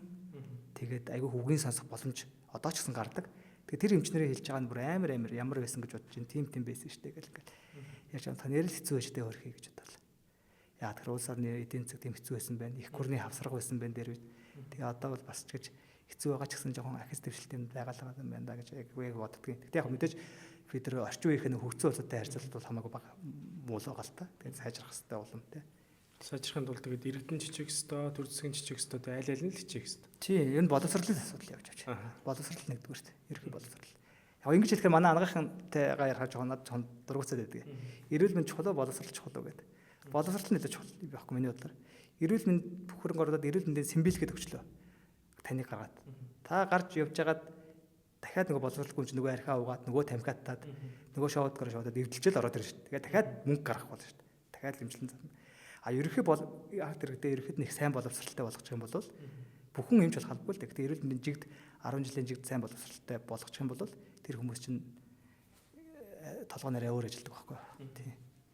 Эрүүл мэндийг дэмжиж ажиллах зөв тасал компани аль биесний ихтэйгээр оруулж ирдэг цэвэр хар өрийн тос хамтран ажиллаж байна.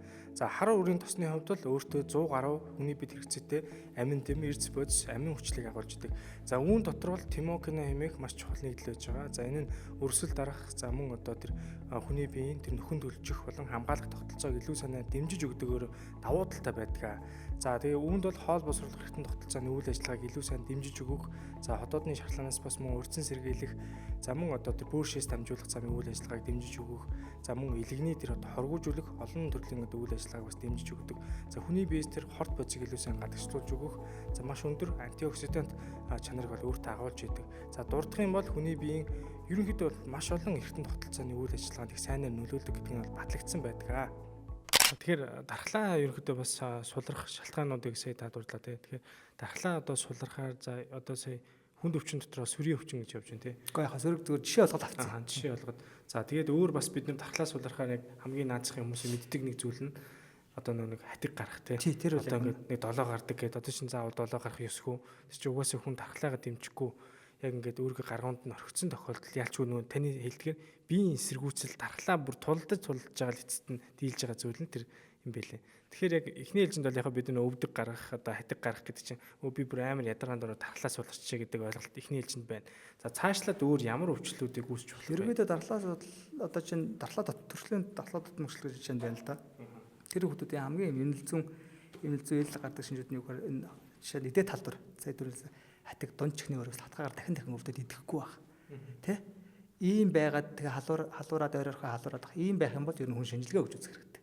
Ер нь шинжилгээ дархлаа нэг асуудалтай байна л гэсэн үг. Магадгүй суларцсан ч байдаг юм уу эсвэл үйл ажиллагаа нь алдагдсан тийм үү? Өөрөөр хэлбэл тийм шинжилгээ чи хариул өөрөө л гараад ирнэ л гэсэн үг л те.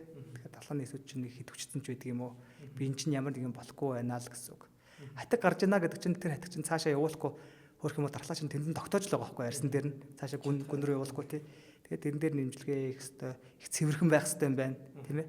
Сүүл үед одоо чинь сошиал дээр байгаа чинь манайхан жоохон бохир байна амааг байхгүй байна усанд орохгүй байна гэдэг. Тэр өмнө ортой гэж бодоод байгаа тий. Одоо бас яг боломжгүй хүмүүс бас зөндөө хэцүү байгаа ойлгож байгаа манай улс орны байдал тонд бас тийм ч таатай 100% болчихог байна. Гэтэ боломжтой байж тэхгүй байгаа хүмүүс гэдэг бол бас жоохон эрүүл мэнд дээл хэрэгсэлд оруулж байгаа л гэсэн үг тий. Тэгээ бусдын эрүүл мэндийг хамгийн гол нь хамтдаа амьдарч байгаа болохоор. Тэгээ хамгийн одоо бид нар чинь жишээ нь за яг энэ дээр ингээд нэгэнд ярьсных ярьчихад ахуй ариун цэврийн асуудлууд одоо нөгөө нус цэрээ амар хайдаг тий. Бас хамаагүй байдаг шүү дээ. Бас арай баг байсан гэсэн. Одоо сүүлийн улам нөгөө болсоор басаад нус хамаагүй ач. Магадгүй та чинь та ч юм хин ч юм сүрээтэй хүн талд явж байгаад эзгүй талд шүлсээ хайчхад яг тэр таны хайсан шүлсний спот дээр яг тэр газар 100 жил хинч гიშгэхгүй байж магадгүй шүү дээ. Тэр том талын. А гэл хотод энэ нарийнхан гудамжин дээр шүлсээ пал гэж хайчхад миний хүүхд тэрэн дээр чинь гიშгэл явж байна. Миний нохоо тэрэн дээр чинь гიშгэж ирээл хүүхдэд тоглоод тэр хүүхд тэг гатар гараа ам руугаа хийгээл ингээл ингэж байна. Иймэрхүү ахуй ариун цэврийн цэгцэлж авах юмуд аюул хүн. Яг хувь хүний төвшөндөгөөс гадна боловсролоор нь ерөөхдөө нэг багаас нэг зааж ойлгох хэрэгтэй юм шиг байна. Одоо яг зүгээр чи шүлсээ хаягаад хэлэхээр бити хаягаад хэлэхээр бол ойлгохгүй те. Ийм бэлгийн шүүгээд хүүхдэд ялангуяа одоо жишээ нь биднээс үеийнхэн ч бас ер нь тогтоож авахс өнгөрсөн юм шиг байлаа. Тэгээд би эхлээд нэг хүн амтантай бас чи хэрүүл маргаа хийгээд яваад гэсэн бодож мэдээ гэж. Ер нь бол нэмэргүй юм билээ. Тэгэхээр багт нь л их яг хэлж зүг ойлгохгүй бол одоо тавтай байгаа хүүхдүүд 30 настай болоход тэр нийгэм ямар айтайхан нийгэм болох вэ гэж холыг л харж хийх ёстой юм шиг байгаа. Тэгжиж л ерөөдөө эрүүл мэндэл хамгаалах тийм л асуудал байгаа. Өөрөөр хэлбэл тэр хөгжсөн орнуудын Япон солонгосуудын эмээ өвнөр яагаад гэж урт наслаад байна гэхээр тэр хүмүүс чинь бас огт өвддөггүй хүмүүс биш шүү дээ. Өвдсөн дор нь эрт нөгөө илрүүлэг нь их үр дүнтэй явагддаг. Хийгээл засвар хийгээл жижиг урсгал засвар хийгээл авч хаях юм бол авч хаяал жижигхэн хавдрын үүсгэрүүл шалгаад авч хаяал ингээл явждаг учраас тэр хүмүүс маань 80 хүртэл явдаг хүмүүс шүү дээ. А гэтэл манай эмч нарын юм ярьдаг юм юу гэхээр зовлон нь юу ярьж байгаа гэхээр аль хэдийн нөгөө хожуу шатанд онцлогддог тий одоо дөрөвч ингээл тий хитрхи хинэггүй юм аа гэл тиймэрхүү асуудал. Тэгэхээр яг бие махбод чинь ямар нэгэн зөвөр өгж байгаа бол болохгүй наа л гэсэн үг. Хамгийн тэр үл нэг дархлаа энэ төр нэх гүн юм яриад яг тэ ерөөхдөө чинь нэг цогц юм чинь. Тэгэхээр биендээ жоохон анхааралтай харчаа тэ. Тэгээд хэрвээ таны орлогын боломж чинь боломж олгох юм бол одоо нөгөө эмчийнхаа хэлж байгаа зөвлөгөөнүүд байгаа шүү дээ. Тим шинжилгээнүүдийг өгч байгаарэ гэдэг. Яг таньсаа хэлдэг хүүхдүүдэд бид нар сайн зааж өгөх хэрэгтэй байна. Тэ нэгдүгээр цэрээ хайж байна, ханиаж байна тэ үнрөө. Хүн хажуугаар зөрж яхад тэрийг ерөөсөө ямарч тийм одоо ядаж л ингээл одоо ковид үед заасан шүү дээ. Яаж тохоргоо ханаа гэдэг зүйлийг ярьж байгаа. Тэгэхээр ялангуяа энэ жоохон ахимг настай хүмүүс тэгээд бас манай үеийн залуучууд юу нэг байгаамаа тэгээ хараад тахаар нус цэрийг хаяад байгаа. Тэгээ таньсаа жишээг л би тодруулж суух тань л да. Сүрээтэй хүн, сүрийн халдвар тээж байгаа хүн ч юм шүлсээ хамаагүй ингээл олон хүүхдүүд явж байгаа явгууны зам дээр шүлсээ хаялаа. А тэр тохиолдолд одоо гიშиж явж байгаа гэртээ хүн халдварыг авчичлаа гэж боддог. Эрсдэл нь ер нь хэр өндөр байдаг вэ? Би яг сүрэг эмчлэр хэлж чаддаггүй. Гэтэ бид нарт юу гэж ойлгомжтой юу заадаг байсан гэхээр сүрэг өвчтэй хүмүүсийн 10% нь сүрэгээр өвдөг эрсдэлтэй. Оюун талаар гэдэг мундаг гарцаад байсан л та. Оюун талаар өвчтэй. Түүний тэр 10 хүнийх нь 100 хүнээс 10 сүрэгээр өвдөг эрсдэлтэй. 5 нь эхний 3 жилдээ гэдэг лөө 5 жилдээ гэдэг лөө өвдөн үлдсэн 5 амьдралаа хийцээж өвдөж болно гэдэг. Тэгээд тэгэхээр тэр талаасаа тийм. А нөгөө талаасаа сөрөө өвчний чинь аюу төсвөртэй байхгүй юу? Ягаад тийм асуудал маш төсвөртэй. Шүлсээ яадаг гэдэг гадаад орчинд их удаан байж чаддаг, хамгаалттай, хуйган бүрхүүлтэй. Энэ төр учраас тэгээд тийм дархлаа энэ төр бас тийм амархан ялагдахгүй. Аюу тийм нийгмийн халдвар төвчин гэж явдаг учраас яг сөргөл жишээ авч ярьж байгаас өөр зөндөө юм байгаа л тань там одоо жишээ нь өвдөл хол хүүхдүүд эмнэлгийн шалдваргээд байна гэдэг чинь бас л энэ тодорхой хэмжээний нэг агаар гэдэг шүү дээ. Тэгэхээр тэр мэрийг л ер нь жоох болох хэрэгтэй юм шиг байна. Чи болооч гэж хэлээд бол болохгүй юм бэлээ. Тэгэхээр яг нөгөө соёлын довтлогоо гээд арга хэмжээ явдаг байсан шиг одоогийн нарчилсан хүмүүнлэг нийгэмд зохицуулаад яаж явуулах хэвээр хэнийг таргет зорилт бүлэг явуулах хэвээр бэ гэдэг бодох юм шиг байна. Энэ хүн заагаад одоо ойлгохгүй юу эсвэл энэ хүүхд заасан дээр өчгдөг юм үү те? Үндснээс нь заахгүй бол ойлгохгүй юм л. Тэр л юм байлаа те. Одоо тийм хүмүүс ч одоо юу ч хэлээд байлахгүй орк хүмүүс гэж бас нэрлээд байгаа шүү дээ. Би бас тийм юм дээр айгүйх бухимддаг. Тэгээд бас яг таны хэлдгээр хилээд одоо жишээлбэл тамхи хийх татчихээн. Зүгээр явган одоо танаас ер нь бол хүн болгон л мэдэн шүү дээ. Тамхи татдаггүй хүн тамхи татдаг хүн хажуугаар өнгөртөл дам тамхитанд хүртэл өөрөө хүүхдүүд хүртэл тархлаа сулрах олон өрчсөн зүйл биш шүү дээ. Тэгэхээр тэрийг хүртэл хүмүүс хэлэхээр ойлгохгүй байхгүй. Ерөөсө би чиний амар татж байгаа юу гэл яг танаас хэлдгээрээ хүүхэд байгаас нь сайн ойлголтгүй бол манайха нийгмийн одоо соёл гэдэг зүйл ерөөсө байхгүй. Тэрхтээ хараа бас юм байна. Би сая нэг илгэний хичээл ажиллаж байгаа чиглэлээр хуралд бэжат явдарлаа л да. Бүгд яваагүй усыг удсан байсан байна. Тэгээд тэнд харж байгаа тэнд чинь дотор тамхи татд юм байна. Тэгэхээр бас манайх бас олдтой хийсэн иргэний нэг олдод татад байна уу? Дотоод байшин дотор. Манайх ч байшин дотор тамхи татчихулдаггүй шүү дээ. Сая хуулиараа тий. Тэр чинь Эрдэнэ бикшнийг гаргах солилоо.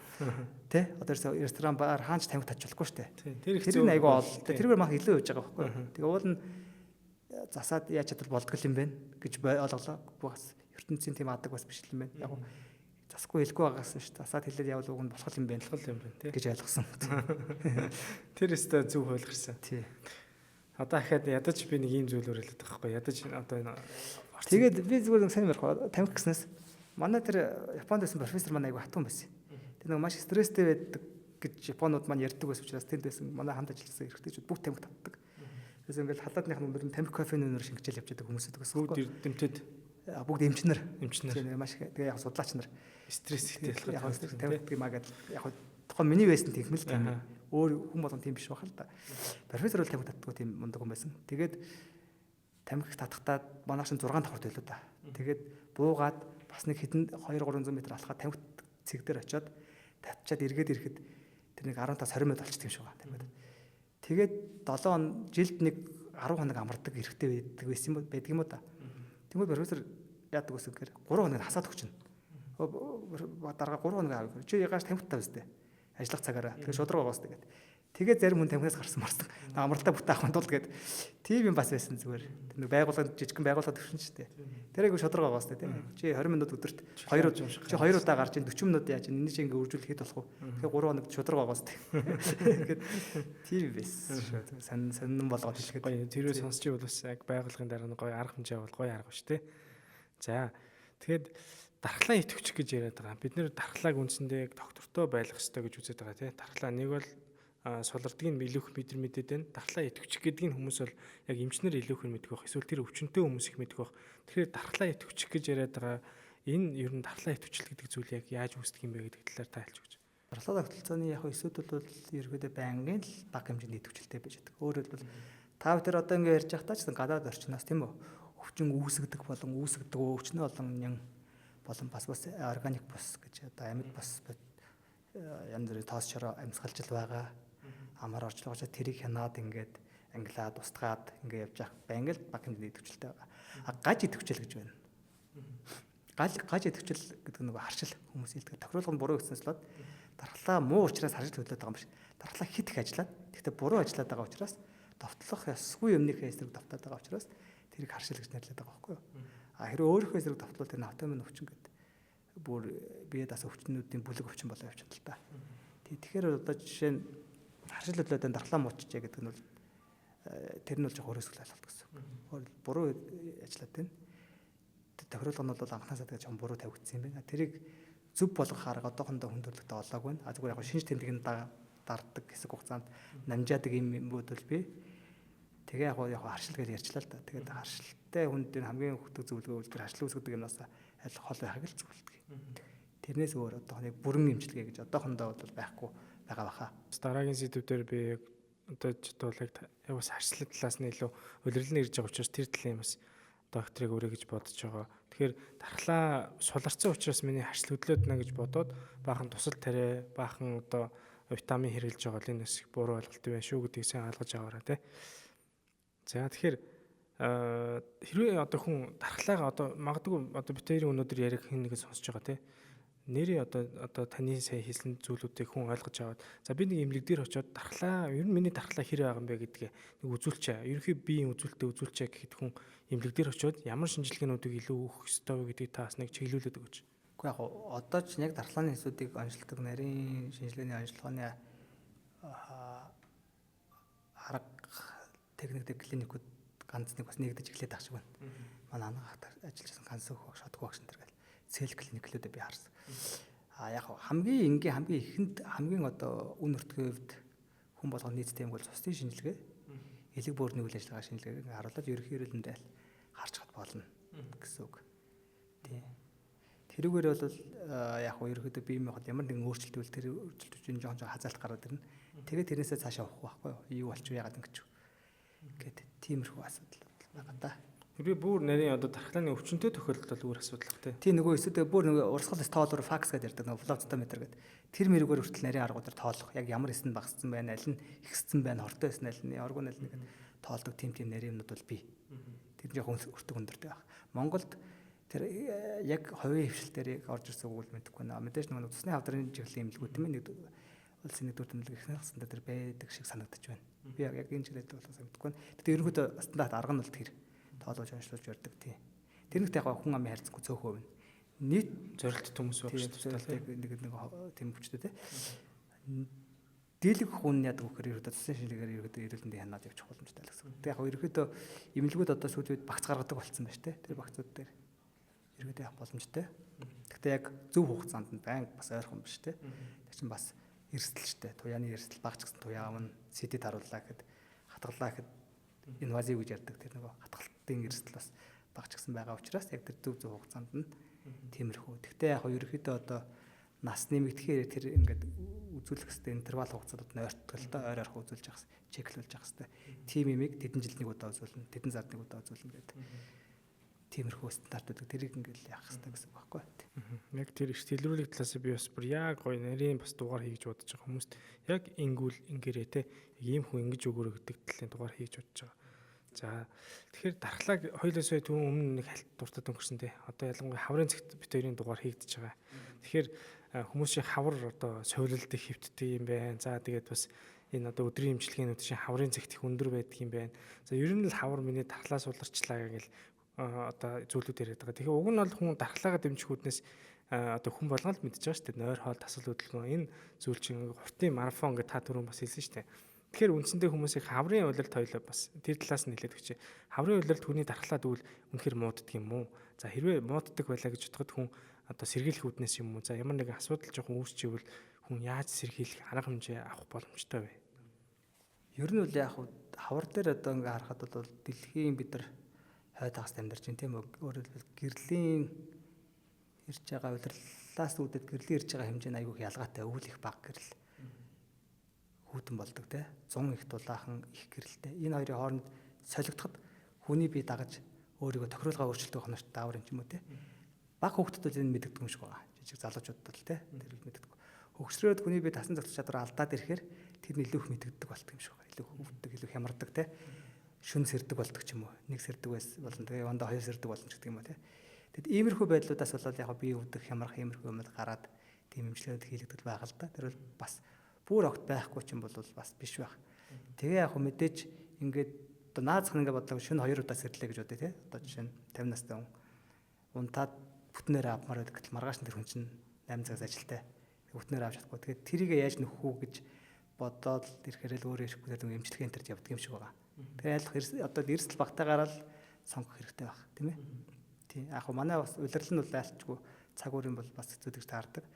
Монгол улсын маань хувьд бол бас яг хөгжиж байгаа учраас яг тэр болгон тэжээлэг шин олон төрлийн хоол хүнс идэх боломж бас байхгүй одоо л дөнгөж боож гэж байгаа. Хоол хүнсийн нэг төрөл үлсдэггүй боловч нэр төрөл айгу цөөтэй болсод юм шиг байна шүү дээ. Мах, урал будаа гэсгээл тэгээ хүнсийн зарим төмс ногоо гэж болчиход ахшгүй тий.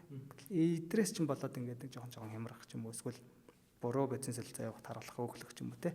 Ингээд энэ эргээд бие махбодтой ачаал болох гэх мэтлэнгээр тиймэрхүү юм байдаг юм шиг байна. Тэгэхээр бол яг уу тэр болгон бол мэдээж одоо энэ эмчилгээ хийнэ гэдэг бол бас эрсдэл мөн зүгээрэж одоо шууд тослох ялган гэдэг юм уу тийм үү. Тэгвэл одоо яг ингээд практикл амьдрал дээр ингээд харахад бол тэрийг судлах л хэвээр асуудал. Яг судлаагүй байж хүмүүс зүүнээ зөвөрийг мэдэхгүй чи ингээд байгаа чи худлаа юм биш үү гэдэг. Тэр чинь бас жоо хэцүү асуудал. Үнэхээр судлах хэрэгтэй асуудал. Хүмүүсийн дааврын хэмжээ яаж өөрчлөгдөж чинь те зүрхний цохол цусны хэмжээ яаж өөрчлөгдөж чинь тэгээд ингээд ингэнэ үү гэдэг энэ чиглэлийн судалгаанууд бол хийгдэх л байгаа л та. Яг ерөөхдөө Америк нэгдсэн улс бас дэлхийн хайд хастай гэдэг учраас тэн дээр л яг судалгаанууд бол бий л те. Хайд хастар ингээд яг хувилар солигдохор жоохон хүний бие дагаж өөрчлөгддөг ямар ч амтны бие. А тэрний яг тэр хөвшин хүмүүст л жоохон зөвөр хүч хямрал байдлаар илэрдэг юм байна гэдэг. Тэр үедээ бас яг өөртөө таарсан мэдээж яг үзүүлэлтүүд дээрээ таарсан, шинж тэмдэглэлд таарсан зүйлүүдийг л эмчийн заавраар л хэлгүүл зүгээр бах тий. Тэгээ яг хэрвээ одоо чинь манайх одоо чинь хөгжсөн орн болчлоо гэж төсөөлөл л доо. Гадаах орчин Япон солонгос шиг сайхан. Тэгвэл заавал эмдэгч явах шаардлагагүй тусаад алхаж болно тий. Одоо алхахыг гэхээр чинь одоо цэцэрлэг төрөлөнд алхаж болно. Цэцэрлэг төрөл ингээс хоёлаа яг одоо яг асуулт мэд эмдэгдэр шүү дээ. Энэ дээр ингээд эндээс яг одоо гарахад алхах газар бий юу? Байхгүй тий. Машин дээр суугаад машин дээр тийшээ явчаад алхаад ирээд буцаад эрдэл төгжрэлтэд ажилласаа явах тий. Гэтэл одоо жишээ нь хөгжсөн орон болчихвол хотын дээр аягүй гой зүйлүүд болчихвол орчинд жижигхэн парктай алхдаг дасгал хийдэг юм юмнуудтай тий. Тэгээд тэр хүмүүс заавал эмдэг төрхгүйгээр тэгж эрүүл мэндэд дэмжих тийм ер нь бодлого барьдаг байхгүй юу? Хөгц орнууд. Тэг нэг хэдэн хүний дотор нэг парк байна. Нэг сургууль байна. Нэг тийм тэдэн ногоон орчин байна гэдэг тий. Тэгээ тийм байх болохоор л хөрх юм одоо чинь манай ард юм тэрийг л нөхж байгаа одоо царай л тэрэлтэй гэж би одоо сүүлийн үед л ойлгодог болоод байгаа байхгүй тий. Тэгэхээр мэдээж их хүн илүү гоё. Ер нь юу би чинь бас өөрөө шүнд ганц нэг сэрдэг болоод байна шүү дээ. Тэгээ за чинь 20 тавтай байхад бол тийм байдгүй маа гэж тэгээд байсан тэгээ шин тий. Амьдрал үзэхээрээ бас яа гэм бэ шүү. Тэгээд өглөө чинь би чинь 7 гэж босхтой хүн чинь 5 гэж босчвол уул нь гараад алхмаар шүү дээ. Гэтэл манай гэрийн гадаа яг л иймэрхүү орчинтай болохоор чинь тэгээд машин авнаад цэцэг төрөл орж алхачаад ирээд ингээд магадгүй алхвал би буцаад нэг 30 минут алхвал 30 минут ирээд дуг хийчих юм шиг байгаа. Наад захын тий. Тэрийг мэддэг учраас тэр улс чинь тэгдэг төлөвлөдөг юм шиг байгаа. Хараад тахад. Тий. Тэгэхээр үндсэндээ бол яг бол хамтдаа л амьдарч сурах асуудал. Эрүүл хамтдаа яаж амьдарч сурах гэж ер нь сүүлийн тийм л дүгнэлт рүү орчод байгаа л та. Таны хувьд одоо ингээд тархлаа судал дээр ажиллаж байсан те. Тэгэхээр тархлаан дээр бид нэр ковид үед нэг хэдэн одоо эрдэс витамины талаар яриадсан шүү дээ те. С витамин, Д витамин, за цайр гэд ингээд ерөнхийдөө яриадсан. Тэгээ энэ ойлголтуудыг бол хүмүүс ер нь бол авсан. Тэгэхээр таны хувьд одоо тархлааны хувьд одоо саяын дурдж байгаа ч юм өөр одоо таны нэмж хэлгэр ч юм уу тийм эрдэс витаминууд илүү ихээр энэ тархлаанд их одоо тодорхой хэмжээнд хүн сэрий ч юм уу за эсвэл одоо нэмэлтээр ч юм уу дутагдсан үед бол авч явах хэрэгтэй бэ шүү гэдэг нэг хэлэх тийм эрдэс витамин байгаа юу? Уу яг одоо дэлхийн мундаг эрдэмтдийн судлаа тогтоосон юм дээр би нэмж гэж одоо бас юу авах тий. Ер нь түрүүн баг хэлсэн тийм үү? Одоо чинь манай улс бол одоо дахиад л яриад байна. Шинэ одоо тэр омега загсны тасанд байдаг шинэ загс хэрэглэх боломж байхгүй. Загс нь байхгүй. Загс нь байлаа тэрийг авах мөнгөтэй хэрэгтэн цөм тийм үү? Их дийлэн хэрэг тэр загсыг авах мөнгө байхгүй. Ингээл нөгөө бэлэн савлсан витаминээр ордог юм шиг байна. Тэгэхээр одоохондоо зүгээр магадгүй зүгээр тэр баталгаатай үйлдвэрлэгчийн баталгаатай витаминыг баталгаатайгаар нь хэрэглэх нь хэсэгтэй гал ундрах харгуулж магадгүй. Тэг яг алстаа урт хугацаанд бол ингээд яваад ажил болохгүй л те. Урт хугацаанд хөгжих, хоолны нэр төрлөө шинжлэх, төрөлжүүлэх, стандартаа сайжруулах тэгээ яс мөрддөг болох энэ төр зөндөө олон юм бий. Одоо чинь монголчууд анхандаа одоо сүүлийн байлч анхандаа ийм яддаг гэсэн үг. Япон солонгосонтой ажиллаад ирсэн монголчууд Япон солонгосод айгүй тэнэг энэ заавал тэг гэдэг ах юм. Ингээд ингэжж болмоор юм чинь заавал ингэ гэдэг ах юм. Заавал ингэ. Тэр чинь учиртай болоод тэгж байгаа байхгүй тий. Тэр чинь стандарт гэдэг. Ингэж болохгүй ингэвэл өнөөдөртөө ингэж болно. Тэгтээ урт хугацаанд чи энэ шүүгийг айлнуулгажлаа гэхэд гэлс ингэ өргөж болно. Гэтэ чи яг энийг өргөл чи 20 жил өргөн шүү. Ингээ явуулж 5 жилийн дараа нургу бодож шүү гэдэг л тийм л юм. Ямар ч юм дээр тийм байгаа байхгүй. Монгол хүмүүс чиг тэгээд тэ Япон солонгос хүмүүсийн зүйлийг ярихаар ийм гүйлгэх дээр ч гэсэн тийм яг тэр хүнийг тийм болгодог л доо хайрцагладаг. Гэтэ тэр нь тэр үнд айгу амар чи ингээл хийчих. Яг зөндөө олон арга турч үзлээ. Энэ л хамгийн дээр юм бэ. Чи хоолыг чи 6 сартаа л нэг удаа үзүүлчих. Тэ? Зөндөө олон янзын турч үзлээ. 3 жилд нэг үзүүлээд 2 сард нэг үзүүлээд 6 сар л энэ бест юм бэ шүү. Гэт ингээд 40 олон хүний дата мэдэн дээр ажилладаг гэж. Тэр нь тэгТэгэхээр тэр улсууд чинь яг ингээд харгаж явах мангадгүй гэж зарим монголчууд боддог ч гэсэн ерөнхий олонныхоо дүн нуруугаар бол илүү л байгаад байгаа шүү дээ. Илүү сайхан амьдрал, илүү чадлаа, илүү илүү фит тийм байгаад байгаа шүү дээ. Тий. Гэхдээ яг би бас бодсон монгол хүмүүсүүд ууд нь бол өгдөл их гоётой хүмүүс юм шиг байна бид нар. Төв Азийн олон жил хатуу ширүүн нөхцөлтэйгээ тэмцээд амьдарчихсан тий. Өснөө олон эзэн төрнүүд байгаад өөрөө ч жоохон төгс нарах л доо. дайм байлдаан болоод айгүй солилцоо яваад айгүй гой биетэй хүмүүс очсон. Тэр ингээд зөв тренинг хийгээд зөв орчинд нь байлгачвал айгүй гоё даваа жаргал аврах шиг ч юм уу айгүй гоё болдго юм байна тийм ээ. Ариун Баатар дуучин шиг ч юм уу те. Тэр амар шүмш айгүй гоё болдго юм байна штэ. Яагаад ингэ болохгүй байна гэхлээр орчин жоо юм байгаад хаад ингэдэг юм гэж сүүлийн боддог болоод байгаа байхгүй тийм. Тэс өгөгдөл нь бол дажгүй юм шиг байна. Яг тэр биологийн өгөгдөл нь бол. Манай улсад ерөөхдөө эрүүл мэндийн ойлголт маш их муу байгаа тань. Тэг хүмүүс ерөөхдөө бол одоо тархлаа их муудчлаа гэл ерөөхдөө хоёул өнөд тархлаа ярьж байгаа нэг анхаарал татсан сэдв байгаа. Гэхдээ цаана зөндөө олон сэдвүүд байж байгаа. Тэгэхээр та Японд бол 4 жил одоо яг суралцсан байгаа. Тэгэхээр яг ерөөхдөө та яг Монголд эрүүл мэндийн боловсрал гэдэг зүйл их муу байгаад байгаа нь. За Японд та 4 жил байсан хугацаанд ингээд хараад харьцуулахаар одоо хүүхдүүдийн хувьд ч тэр түрүүн та ярьжсэнтэй цэцэрлэгт байгаа хүүхдийн хувьд багаас нь ингээд заагаад өчтдөг юм байна гэд яг тэр жишээгээ та бас яг сонсож байгаа хүмүүст хэлж өгч. Гэхдээ яг одоо шууд Японд тийм байдаг, Монгол тийм байна гэдэг ингээд ярих нь ч хэцүүлтэй. Яг нөгөө туулж ямар ч улс үндэстэнд бол миний ойлгодгоор бол туулж ирсэн замнал нь тэр улс үндэстний одоо байгаа байдлыг жоохон тодорхойлж өгдөг. Өөрөөр хэлбэл Япончууд бол одоо 1868-аас хойш гээл одоо нэг феодалын юугаа хувьсгалаар халаал ингээл хөгжил дэвшил шинжлэх ухааны мэдлэг орчин үеийн Европ шинжлэх ухааны мэдлэгийг авч эхэлсэн улсууд гэдэг ингээд бодохоор чи бидрээс даруй 160 70 жилээр төрүүлсэн улс байгаа байхгүй. Тэгэхээр шууд 160 70 настай хүнтэй шууд 5 настай хүүхд барьцгаад байгаа юм чи хаашаа чинь те. Гэхдээ яг хүний сайныг хурдханшил сураал явах хэрэгтэй л да. Чинь өмнө Солонгос улс 53 он гэл дайм болоод дууссан ба айгүй хэцүү улс байсан. Гэтэл одоо хүний нэг үеийн дотор нэг хүний амьдрах хугацаанд л айгүй гоё улс болж чадлаа штэ. Ингээд хүчрийн дах юм зөндөө байдаг юм шиг байгаа. Тэгэхээр яг гоо ерөөхдөө төрөн байсан ерөөхдөө боловсрал айгүй жигд байх хэрэгтэй юм байна. Жигд байж ш одоо чинь миний одоо хамгийн дүнгуур мэддэг Японоос л ингээд шаваад жигд байж ерөөхдөө боловсрал байж ич тэр хүн тэр Япон хүүхэд Улаанбаатарт байна уу? Сүхбаатар аймгийн Эрдэнэ цагаан суманд байна уу? Баян хөлгийн Цэнгэл суманд байна уу? Ялгаа жигд байж ич нэг ард түмэн болдго юм байна. Нэгдүгээр жигд байх хэрэгтэй юм байна. Хоёрдугаар нь тэр нь айгүй сайн байх хэрэгтэй юм байна. Тэгээ ахлах сургуульд нь чи одоо Япон болчлоо. Авах хэрэгтэй мэдлэгээ бүгд нь авчлаа. Одоо чи хувь заагаас ингээ өөрөө л мэд. Чи яригчин болж болно, шоучин болж болно, эрдэмтэн болж болно, дуучин болж болно. Ингээ ингээ үйлдвэр ажилчин болж болно гэдэг сонголт нь ухамсартай болсон сонголт өгч байгаа байхгүй. Тэгэхээр түрүүн би хэлжсэн одоо чинь одоо Японы тэр болсон юм ямар болсон юм бол би тэнд сурж байгаад нөгөө Монгол багш нар чинь бас нөгөө тогшмод очмод бас нэлээ 10 20 лачудад олол байсан. Тэгээ зарим чинь гэр бүлэрээ. Тэгээ гэр бүлээр хашаад хөөх номнууд байдаг. Одоо цэцэрлэгийн хүүхэд нь тэгж ярьжсэн аахгүй нэг удаа. Мандаахаа ингээд пивиг Японууд чинь бир ус соёлтой л зүгээр л. Бирийг ингэж ураад кампай гэдэг ингэж тулгаад ингэж уун. Хөөш хяхаа ягаад ингэж пив утга яриад та цааш гүг. Цэцэрлэг дээр нь заацсан. Тэгээд согтвол дугуйгаа унж болох. Японч дугуй унж болохгүй. Такси дуудаад явна. Тэгтээ мандаахаа бир уугаад олон жил болвол ингээд илэг ийм ёо болдог гэдэг номон дээр нь заагаад айгүй хөргөө үзүүлсэн. Тэгээд инкерч нэг ухамсартай зөв хэрэглээ гэдэг юм чинь тэндээс л хэл төлөвштэй юм шиг байна. Тэр чин тэр яг ерөнхий болов цэцэрлэгийн хүчтэй 5 настай байлаа да манай тэр дүү чинь. Цэцэрлэгийн хүчтэйг зааж байгаа байхгүй. Тэгэл гихмчлэнгээр ингээл заана. Тэгээ бас нэг айлын ээжтэй хэлж ирсэн. Ээж та усаа ингээд хааж байгаа Монгол өвчтэй. Усаа ингээд хааж байгаа. Яг тэр энэ усыг чинь гарах гэж хүн гараа хумсаараа ингээд цусаа гартал ухаад гэх нэг өвлгөр шиг номтой. Ингэдэг учраас ингээд хайрлаж ах хэрэгтэй байхгүй юу гэд. Тэгэхээр боловсролыг бол тэгж заагахаар тэгэл яг төвшөндөө тэр чинь ахиулдаг байх л та. Би одоо Японы тэр боловсрол нээж өгдөг. Тэгээд бүгд жигжт 130 сая хүн 130 саяула тийм боловсрол. Ерхий боловсрол авч байгаа байхгүй. Хаана ухаас өвл хамаарат. Заавал том хот вэ нүү жижиг хот вэ нүү гэд тэгж хөгцөө орнгоч тэгж хүнээ хөгжүүлж л авдаг юм байлээ.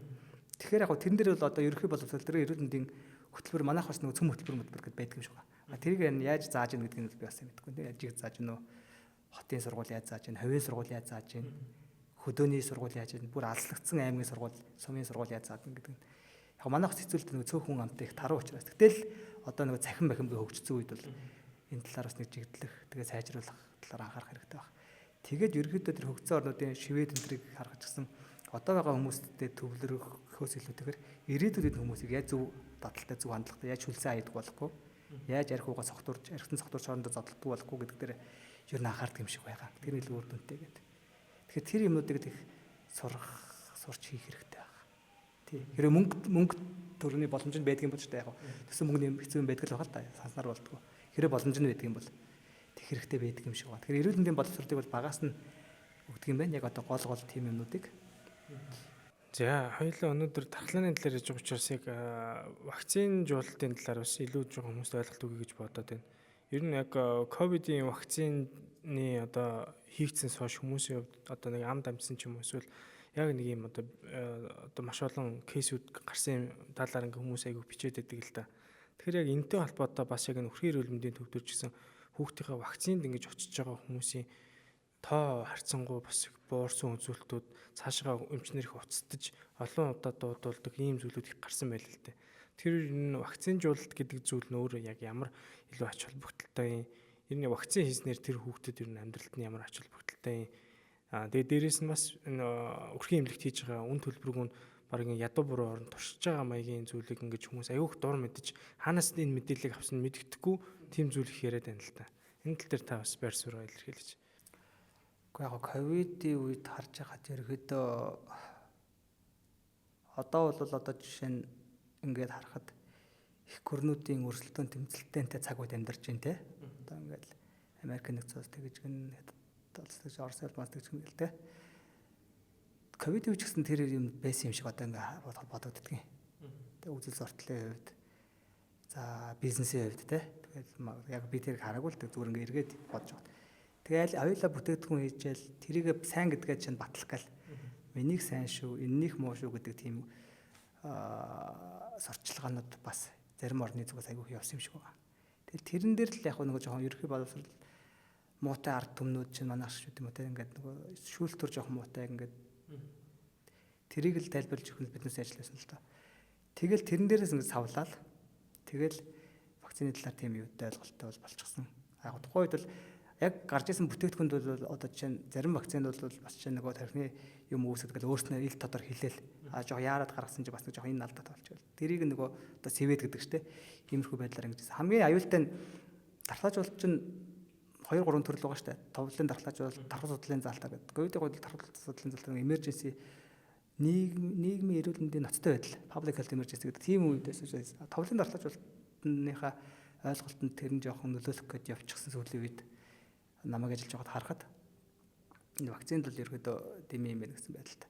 Зүгээр яг Монгол улсын тухайд ингээд ажилласнаа хэлэхэд бол Монгол улсын засгийн газар шийдвэр гаргаад ямар ч манайх ч одоо сая папиллома вирусын эсрэг вакциныг товлж чинээр оруулсан. Ингээд нэг 10 байна уу 30 өвчнөөс хамгаалах 10 төрлийн вакцин хийдэг болсон баг. Манайх товлолтоо нэмэл байгаа байхгүй юу. Тэрний яаж яах гэхээр тэр чинь худалдаж авч байгаа шүү дээ. Монгол улс чинь бид нар бүгд мэднэ тийм үү? Уурхагаа авахад зараад жоохон мөнгө олдог. Тэр мөнгнөөсөө нэг 3 4 5 тэрбумыг нь ирээдүйдээ вакцинда зарцуулдаг байхгүй юу. Тэгээд тэр хүүхэд өвдчихвэл за нэг вакцин одоо чинь $20 гэж бодъё. $20 $14 ч юм уу $6 молор янз нэг баг. Хэрвээ өвдчихвэл тэр хүүхэд хэдэн доллар эмчилгээ хүн ч юм уу хүүхэд ч юм уу ямар өвчин гэдгээс шалтгаалаад домоозны одоо ч юм уу улаан бурхан ч гэдэг юм ба. Өвдчихвэл хэдэн долларын эмчилгээ шаардлагатай тий. Одоо тэгээд биеийн хүндрээд эрчим тэмцлэгийн тасгар руу шилжлээ. Одоо сэхэн гэж ярьдаг шүү дээ. Яхад хэдэн долларын эмчилгээ тэр хүн шаарддаг.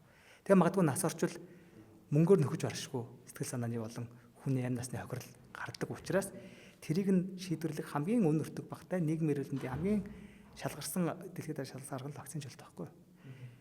Тий. Тэгээд яг хоо товлын дархлаажуулалтандаа бол жоох нөлөөлөх гэдсэн тал бол. Тэг яг манайх ерөөхдөө манай монголчууд бол товлын дархлаажуулалтын хамаагалалт өндөртэй олнолтод тоонд явдаг л та. Тийм ч учраас одоо жишээ нь халдвар цаа гэдэг полимелит гэдэг өвчин устгасан орны тоонд явдаг. Улаан бурхан өвчин устгах байрхан байгаа өвчин. Сүүлийн төсрөн гараад байгаа шүү. Гэхмэчлэнгээр өвчнийг хянаж байгаа нэг арга нь дархлаажуулалт юм байна. Ерөөдөө халдварт өвчнийг барьдаг 2 том арга байхгүй дархлаажуулалт тандалт гэдэг. Тандалт гэдэг нь ингээд байнга ажиллаж байгаа хэвээр энэ өвчин шинээр бүртгэгдвэл тэрийг хаана бүртгэгдсээс нь үл одоо хамаарад маш хурдан мэдээлэх чадвар гэсэн үг тэр улсын. Тэр өвчин эмчин таниад дээд хаттын байгууллагуудаа мэдээлээд ингээд идэвчээд ингээд нөгөө тот гэж яддаг да тохиолдлын удирдлага тогтолцоо тэрний идэвчээд ингээд нөгөөх нь дархлаажуулалт инхийн цагт. Дархлаажуулалтын дээр бид нар бол одоо Монголд хамгийн түгээмэл тохиолдож болцсохгүй тохиолддог их хохирол дагуулж болцсохгүй 30-аад өвчнөөс одоо хүн ардаа хамгаалж идэг байх нь шүү дээ. Би танд нэг сониндоо хэлээ л да. Монголын хүн ам 24 оноос хойш 600 мянга гэсэн гэлтэй. 24 оны тооллогоор 6-700 мянга орч байсан. Халдварч үеих өсөхгүй өстэй. Европ бангаа хувааж ирээд дархлаажуулалтын хөтөлбөр ингээд нэвтрээд ингэснээс антибиотик эмчилгээнд гэдэг цогцороо нэвтрснээс хойш 1980-ад онд 1 сая 80-ад оны биш 70-ад оны сүүлээр 1 сая 80-ад оны сүүлээр 2 сая тэгээс 2005 онд 3 сая болоод одоо 3.4-5 сая болцсон явж байгаа шүү дээ. Амьдралын чанар эмчилгээ сайжраад байна гэсэн үг байхгүй юу? Энэ хэрээрээ бол тийм статистикийн тооцоо байдаг юм билээ. 2030 он билүү. Тэр нь 4 сая 45 онд 5 сая байх юм байна. Өөрөөр хэлбэл Монголын үрс маш олон болоход дархлаажуулалтын хөтөлбөрийг оруулж байгаа тэр хувь нэр үнэлж баршгүй. Вакцины бүтээгдэхүүний талаар бол өөрөө ажиллаж байсан туршлагаалгад Монголын засгийн газар дээр чинь худалдаж авна. Худалдаж авахдаа баталгаатай олон улсын үйлдвэрлэгчээс Дэлхийн эрүүл мэндийн байгууллага, нэгдсэн үндэсний байгууллагын хүүхдийн сан гэж байдаг ЮНИСЕФ гэдэг. Тэр хоёроор баталгаажуулсан вакциныг аль биесээр худалдаж авдаг учраас тэрэнд бол эргэлзэх ямар ч шаардлага байхгүй. Одоо ялангуяа ковидоос хойш би хүүхдийн сан бол гайхамшигтай сайхан ажиллаж манай тэр вакциныг хадгалж тээвэрлдэг хүүтэн хэлхэ гэж байдаг юм да. Тэрийг аягүй сайн бэхжүүлж өгсөн шүү дээ. Тэгээ вакцины хадгалт тээвэрлэлт асуудалгүй болсон. А яг хийхдээ хэрэн зөв хийж чадж байгааг юу?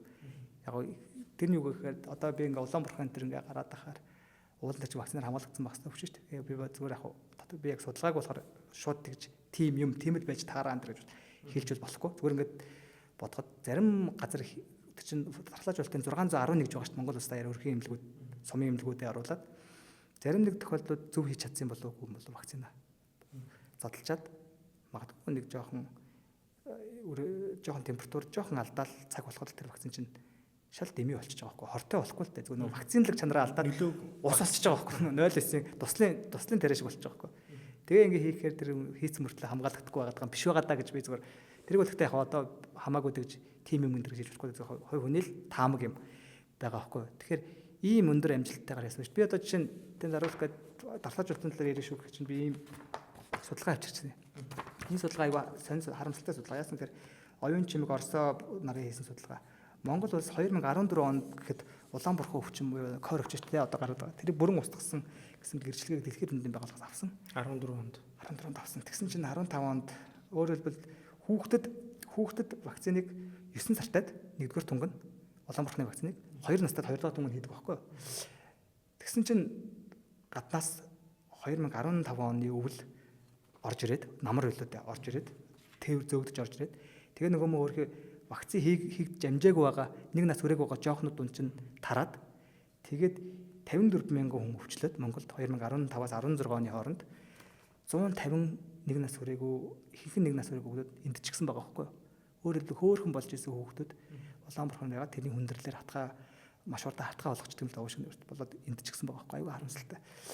Тэгээ сүүлд нь энэ эмчнэр эрдэмтнээ гадна татны эрдэмтдээ хамтарч байгаа энэ бол эрдэмтэд манай ариун санаа хөшин дээр нэрвэн л та. Ингээд ягаад судлаад ийм өгүүлэг гаргасан. Энэ дээр юу ер нь дүгнэлт нь юу гэж харсан бэ гэхээр нэг настай хүүхдүүд ойлгомжтой. Дархлаажуулалтынхаа тун бүрэн авч амжаагүй байгаа. А яагаад дархлаажуулалтын тун бүрэн авчихсан 15-аас 24 настай залуучуудаар оюутан залуучуудаар бас айгүй их хоёр давлгааны ингэ тавьсан байгаа. Тэр хүмүүс чинь эмнэлэг орж өөрчлүүлэхдээ жижиг хүүхдүүд талтаагаад ингээд төмөр шиг Улаанбаатар айгүй өндөр айгүй хурдтай алдаг учраас төмөр тарсан гэсэн чинь юу гэж дүгнэлт гаргасан гэхээр тэр үеийн хүмүүс магадгүй дархлаажуулалтаа хийлгсэн ч гэсэн нөгөө дархлаажуулалт нь хизээ хийсэн байх гэж тооцоод үзэхээр 90 оны 80 оны сүүл 90 оны их гэх нөгөө яг улсын орны нийгмийн эдийн засаг хямраад замбрааг байсан үеэр хийлгсэн учраас нөгөө хүүтийн хэлхэн дээр нь алдагдаад шал үр дүнгүй вакцинж бол тэр үед болчихж байсан юм биш үү гэсэн дүгнэлтэн дээр гарсан байхгүй. Вакцина хийлгсэн гэхэд дархлаа тогтоогүй.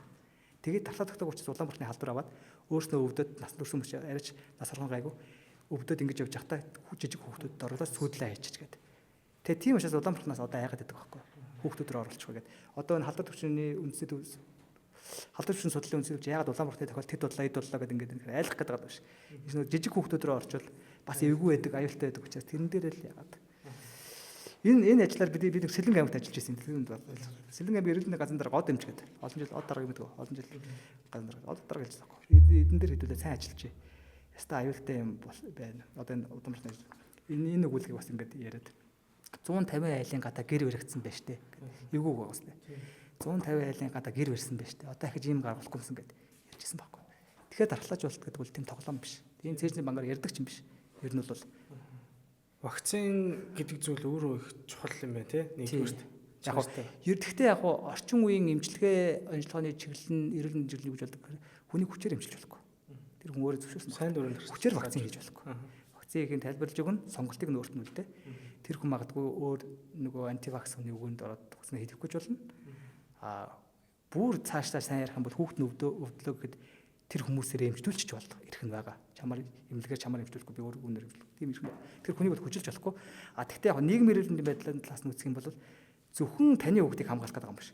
Нөгөө сүргийн дархлаа гэдэг бүх хүнийг вакцинжуулж тэр өвчнийг орох газаргүй болгож устгаж бөөнөр ирүүл авах хэрэгтэй байхгүй. Гэтэл вакцин хийх боломжгүй хүмүүс байгаа. Тэр хүмүүсийг хамгаалж та. Одоо саяны энд чинь нэг нас хүрээгүй хүүхдүүдийг бид нар хамгаална. Яаж хамгаалах гэхээр аав ээж хоёр нь вакцин хийлгэсэн дархлаатай байж өвчин орж ирээд биед нь ялагдаад цаашаа хүүхдэд нь тарахгүй байх нь шүү дээ. Тэгж би хүүхдэд хамгаалж байгаа.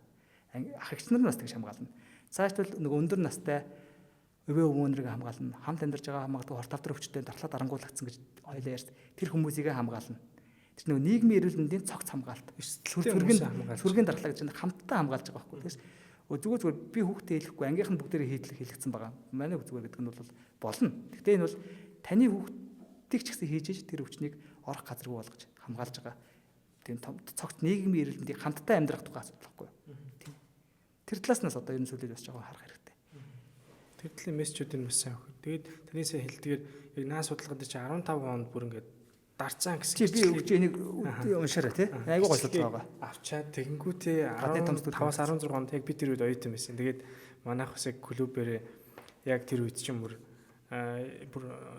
халдвар төвчний судлаа үндэсний төв дээр чинь бүр битүү хүмүүс хөвтээд би тэд оюутнуудаараа бүр ингээд хүн хүч хөрөлцөхгүй ингээд тусалж исэн байхгүй. 54,000 хүн өвдсөн гэдэг чинь тийм. Яг тэр үед чи яг бүр яг сайн санч бүр амар юм болоод тэг хүмүүс ерөнхийдөө тухайн үед нэлээд сонсоод өнгөрч исэн баг. Одоо болохоор ингээд жил болгон ингээд гарч л идэг ингээд ойлголттой байсан.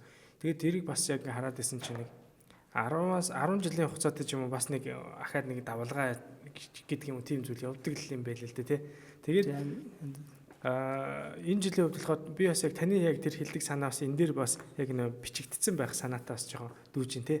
Яг нөгөө нэг үнэхээр вакцин бол асуудалгүй юм байна. Харин тэрийг яг нөө хийх хугацаанд тодорхой хэмжээний жоохон асуудал үүссэн байх үдэ гэдэг зүйл бол бас энэ 90 онд бол бас тамгаар гарч ирсэн байна шүү дээ. Тэгээд бас хийлэхгүй гэдэг хүмүүс бас асуудал бас нийгмээ өөрийгөө эрсдэлд орохоос гадна нийгмээ эрсдэлд оруулж байгаа гэсэн үг. Зөвхөн хүн ч одоо амиа бодсон л шийдвэр бус түн одоо яг ингээ ажиллаж тэр нь бол тухайд яг дархлаажуулалтаар би дархлаа судлалаар биш дархлаажуулалтаар ажиллаж яхад ерөөдөө судалгаа хийгээд үзэхэд бол нэг 3-4 бүлэг хүмүүс бол вакцинжуулалтанд хамрагдaltaн жоохон хүндрэлтэй байдаг юм байна. Нэгдүгürt нь отрын малчд хөдөө орон нутгийн. Тэр хүмүүс ингээ отроор ингээ явждаг учраас олддгоо тий. Гэхдээ яг тэр хүмүүс бол олоод хийчдэг. 5 сард цас хайлаад зам гараад ингээр бол тэр маань ерөөсөө тийм эсрэг үзэхгүй ингээ вакцина товлог вакцинжуулалтанд хийлгэж байна. Асуудалгүй. Хоёрдугаар нь Улаанбаатар хотын тухайд бол нөгөө орон байр хаягийн тодорхойгүй хүмүүс. Нөгөө хөрх орлогоосоо болоод байр түрээслээд юм уу эсвэл хашаа түрээслээд ингээд солиод яваад идэг. Тийм хэсэг бүлэг бас хүмүүс байна. Тэрийг бол дархлаажуулалт нь яг тэр хорооных нь өрхийн имлэг барьж ихээр яг баригддаггүй хана ундаг. 3 дугаарт ямар хүмүүс байдаг гэж бодож байна. Та би муулж ам шах энийг бол засварлалтай асуудал байхгүй. 3 дугаарт нь хэд орлого өндөртэй бас хүмүүс байна. Жохон ингээд юм уушчдаг, жохон хэл устай болцсон. Би хүүхдээ хэлэхгүй надад. Нөгөө янз бүрийн мэдээлэл болоод үүссэн. Тий. Тэрээс нийт ард түмний маас бол 95-6% айгуус хийлэгдэг шүү дээ. Гэхдээ бодохгүй 3-400 мянган хүүхд төрдөг гэдэг тэрний 95-6% хийлгээ цаана үлдчихэж байгаа 5-6% нь бас тэгтэл стил гэж ярьдаг тийм 3-4 мянган хүүхд болчиход байгаа байхгүй. Тийм бол хүүхд эрсдэлтэй байна. Тийм ч одоо дархлаажуулалтын хөтөлбөрийн coverage буюу хамрагдалтыг нэмэхийн төлөө үргэлж манай энэ халдвар төвчний судалгааны цэнтрийн эрдэнэ яамныхан дээр ажилладаг юм байл л дээ. За тэгэхээр ерөнхийдөө бол дархлаажуулалт гэдэг зүйл бол маш чухал ойлголт. Энийг хүмүүс бас зөвөр ойлгосоо. Тэгээ дээрэс нь тэр хүний сонголт гэдгийг бас ахаа зөвөр ойлгосоо тий. Гэхдээ ер нь бол та өнөөдөр хийлэхгүй байсан ч гэсэн танаа хүүхд өвдлөө гэж бодоход танаа хүүхд ахаад нэгдүгээр танаа хүүхд эрсдэлтэй байна. Хоёрдугаарт тэр вакцин хийх боломжгүй хүмүүсийг бүр нас барах өндөр эрсдлийг дагуулад явж шүү гэдгийг ойлгох хэрэгтэй. Тэгээ хоёрхан тооцын дүндэл хоёрхан тоог л хүн харж хэрэгтэй. Монгол улсын хүн ам өсөж гин үү, хорогдож гин үү? Өсөж байна, тий? Эрүүл болоод байна гэсэн үг шүү дээ. Монгол хүний дундаж наслт нэмэгдэж байна уу, хасагдаж байна уу? Нэмэгдэж байна. Зөндөө олон хүчин зүйл нөлөөлж байгаа овчиг. Энэ дунд нөгөө дархлаажуулалт гэдэг юм чинь бас л хувь нэмрээ оруулаад явж байгаа байхгүй. Тэгэхээр энийг жоохон харж эрүүл ухаанаар л шийдвэр гаргах хэрэгтэй гэсэн үг. Хэрвээ дархлаажуулалт тийм вакцин ч гэдэг юм орчин Европ анх муу байсан бол Монгол улсын хүн ам 600 мянгаараа байгаад тахгүй яасан. Хорогддоггүй яасан. Монгол хүний дунджнаас дунджаар 50 байснаас одоо 70 80 руу төгсөө явж байна те. 40 болохгүй яасан, 30 болохгүй яасан тийм байгаа үстэй. Тэгэхээр яагаад ингэж уртсчваа гэд болсон процессыг харахаар ханага ухааны хөгжил сайжирсан. За түүнтрээ хоол ижээл, за эмчилгээ тэгээд онцлогоо тэгээд дархлааж болт гэдэг юм чинь бас давхар энд нь цогцороо нийлжиж өөрхий бас яваад л гал гэсэн үг. Яг ингэ эргээ харахаар тийм байгаа үст. Маш нэмэгдээд байгаа юм а жохоо харахгүй эргээд жохоо хардаг болчих хэрэгтэй. Энд бол нэг хайхтар тийм тухантай байгаа ч юм бол байхгүй. Зүгээр л өнгөрсөн 10 жилийн мөд үмэдэг ингээл харж байгаа те. Дунднаас нэмэгдэж гинөө харагдаж гинөө. Хүн амын тоо нэмэгдэж гинөө харагдаж гинөө гэл ингээл харагдаж гинөө. Өөрхий улам ирүүлжэл айтайхан болоод байгаа байхгүй юу. Тэг яг засах юм бол зөндөө 2-4 ярьсан те. Орчин маш гэдэг улам сайжруулах зөндөө бий л дээ мэдээч. За төгсгөлд нь болохоор би бас нэг асуултыг асуумаар байна. Таны хувьд яг одоо хийж байгаа ажил бас их сонирхол татчихна л да тий. Илгэний C вирусыг устгах одоо тий баг хамт олонд бол та ажиллаж байгаа. Удирдах ажиллаж байгаа. Тэгэхээр тэр ажлынхаа тухай тий манай төрийн бас байгууллага яг засгийн газартайгаа хамтарч ажил үйлчлэгэнд дэмждэг. Өөрөлд Монгол засгийн газар манай улс чинь илгэний вирусын халдвар өндөртэй дэлхийн хамгийн өндөртэй улсуудын нэг. За түүнээс илгэний BCD вирус. Зүүнээс шалтгаалсан илгэний хорт тавдрын дэлхийн хамгийн өндөртэй 3 улсын нэг багхгүй юу? Нэг дэвтгүр чинь Монгол гэдэг. Тэгээ энэ чиглэлээр энийг ер нь дуусгахар болгоё. Ерөнхийдөө энэ тархалтыг хязгаарлыгээд Монгол засгийн газар 5-6 жилийн өмнө Илэг бүтэн Монгол гэдэг том хөтөлбөр хэрэгжүүлсэн. За энэ ажил бол маш сайн хэрэгжээд явж байгаа. Тэгээ эртэлрүүлэг гэдэг. За энийг нь зарим төрийн бас байгууллагууд дэмжиж сайхан ажил байна.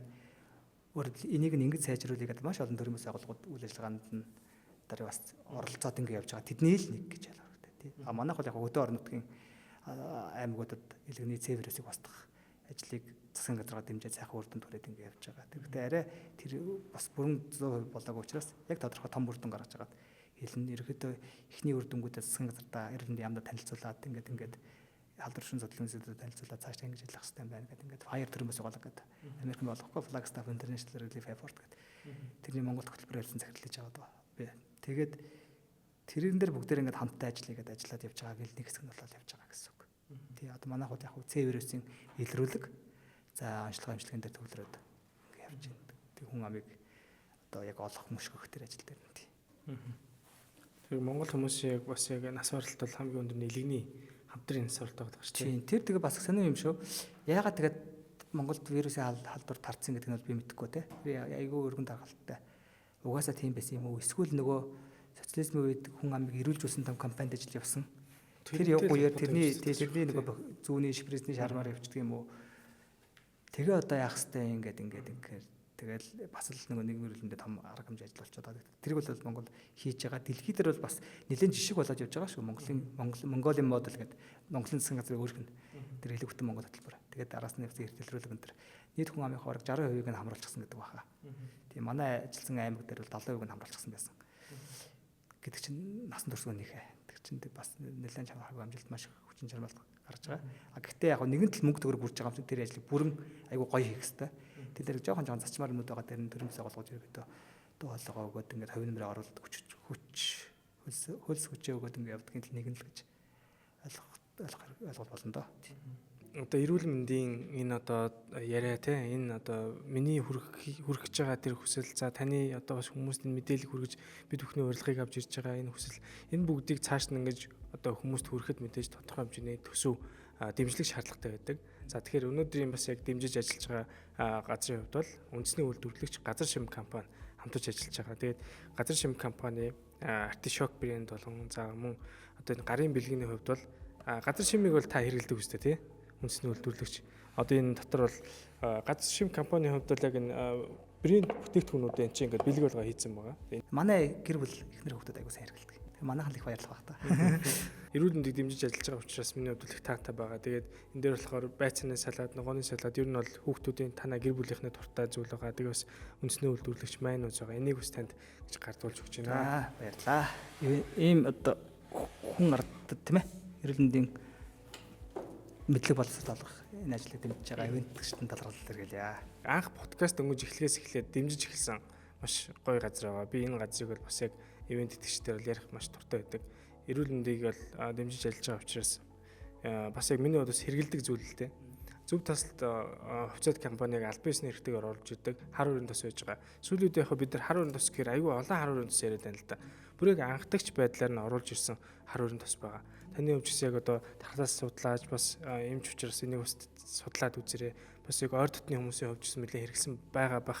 Энэ хар өрийн тосны хувьд одоо бусдаас ялгаа нь юу гэхээр хүүтэй аргаар шахаж гарч авд юм байлээ. Тэгэхээр нөгөө нэг хар үрчин өөр тэр чигээр маш өндөр антиоксидант. Тэгээ антиоксидант чи өөрөө ярих юм бол чөлөөт радикалын одоо хүний бид орж ирэх устгах гэдэг тэр зүйлүүдээс нь хамгаалдаг ч гэдэг юм уу тий олон зүйл байгаа. Тэгэхээр энэ өөрөө бас хүний бид хэрэгцээтэй маш олон төрлийн эрс аминд юм уу төс энэ дээр агуулж идэг. Урмлын гаралтай учраас хэрэглэхэд бол маш гоё хүнд таард юм байлээ. Тэгээд энэ зөв тасал компани B-Nice одоо брэндээ оруулж ирдэг өөр бусад энэ одоо бүтээгдэхүүнүүдийг бас зочин эмчтэй бол заавал өгөөрэй гэдэг ингэж одоо надаар дамжуулж өгсөн байгаа. За авинтгчтанд баярлалаа. Нэгдүгээр подкастны авинтгч чадсан баярлалаа. Хоёрдугаар ийм гоё бэлэг өгж байгаад баярлалаа. Хэрглэж үзнэ. Бид бүхний өнөөдрийн дугаар бол подкастын 11 дахь дугаар. Энэ дугаар дээр бид нэр яг хаврын цагт хүмүүс хамгийн их хайлт нь юу байдаг вэ гэвэл дархлаа гэдэг зүйл байж байгаа. Тэр дархлааг нь бид бүхэн өнөөдөр ярьж байгаа. Тэгэхээр бид бүхний өнөөдөр урилгыг аваад энэ цаг заваа одоо зарцуулаад ирсэн одоо хүний хэмж хангаах ухааны доктор Мандах Наран эмчтэй бас ямарсан талархаж байна. За зүгээрээ баярлалаа. За тэгэхээр энэ подкаст дугаар дээр та бас яг үзснээрээ мэдээж дархлааны талаар, дархлаачуултын талаар за бас өөрийнхөө буруу ойлгож исэн олон зүйлүүдийг эмгэг зэгстэй байдлаар ойлгож авсан баха. Тэгээд мэдээж бас Мандах Наран доктортой эргээд холбогдох ч юм уу, саяхан яг одоо хийж байгаа ажил дээр ч юм уу холбогдох, мэдээлэл солилцох хүмүүсээ бол би бас тэн дээр одоо мэдээллийг бас оруулах боломжтой тийм ээ. Тэн дээр оруулчин. За тэгээ бүгдээрээ энэ дугаар хэрвээ тань таалагдчихвэл мэдээж лайк дараад комент хийрээ. За бас цаашаага шеэр хийж олон хүнд түгээгээрэй. Гол нь та бүхэн үзэж байгаа дугаар болгон дээрээ хэрвээ та subscribe дараагүй байсан бол тэр товчон дээр дарчаарай. Ингэх юм бол бидний цаашдаа хүргэж байгаа энэ зөвлөгөөнүүдийг цаг алдалгүй аваад явах болно. Ингээд дараагийн дугаараар иргэн уулзлаа. Баяртай.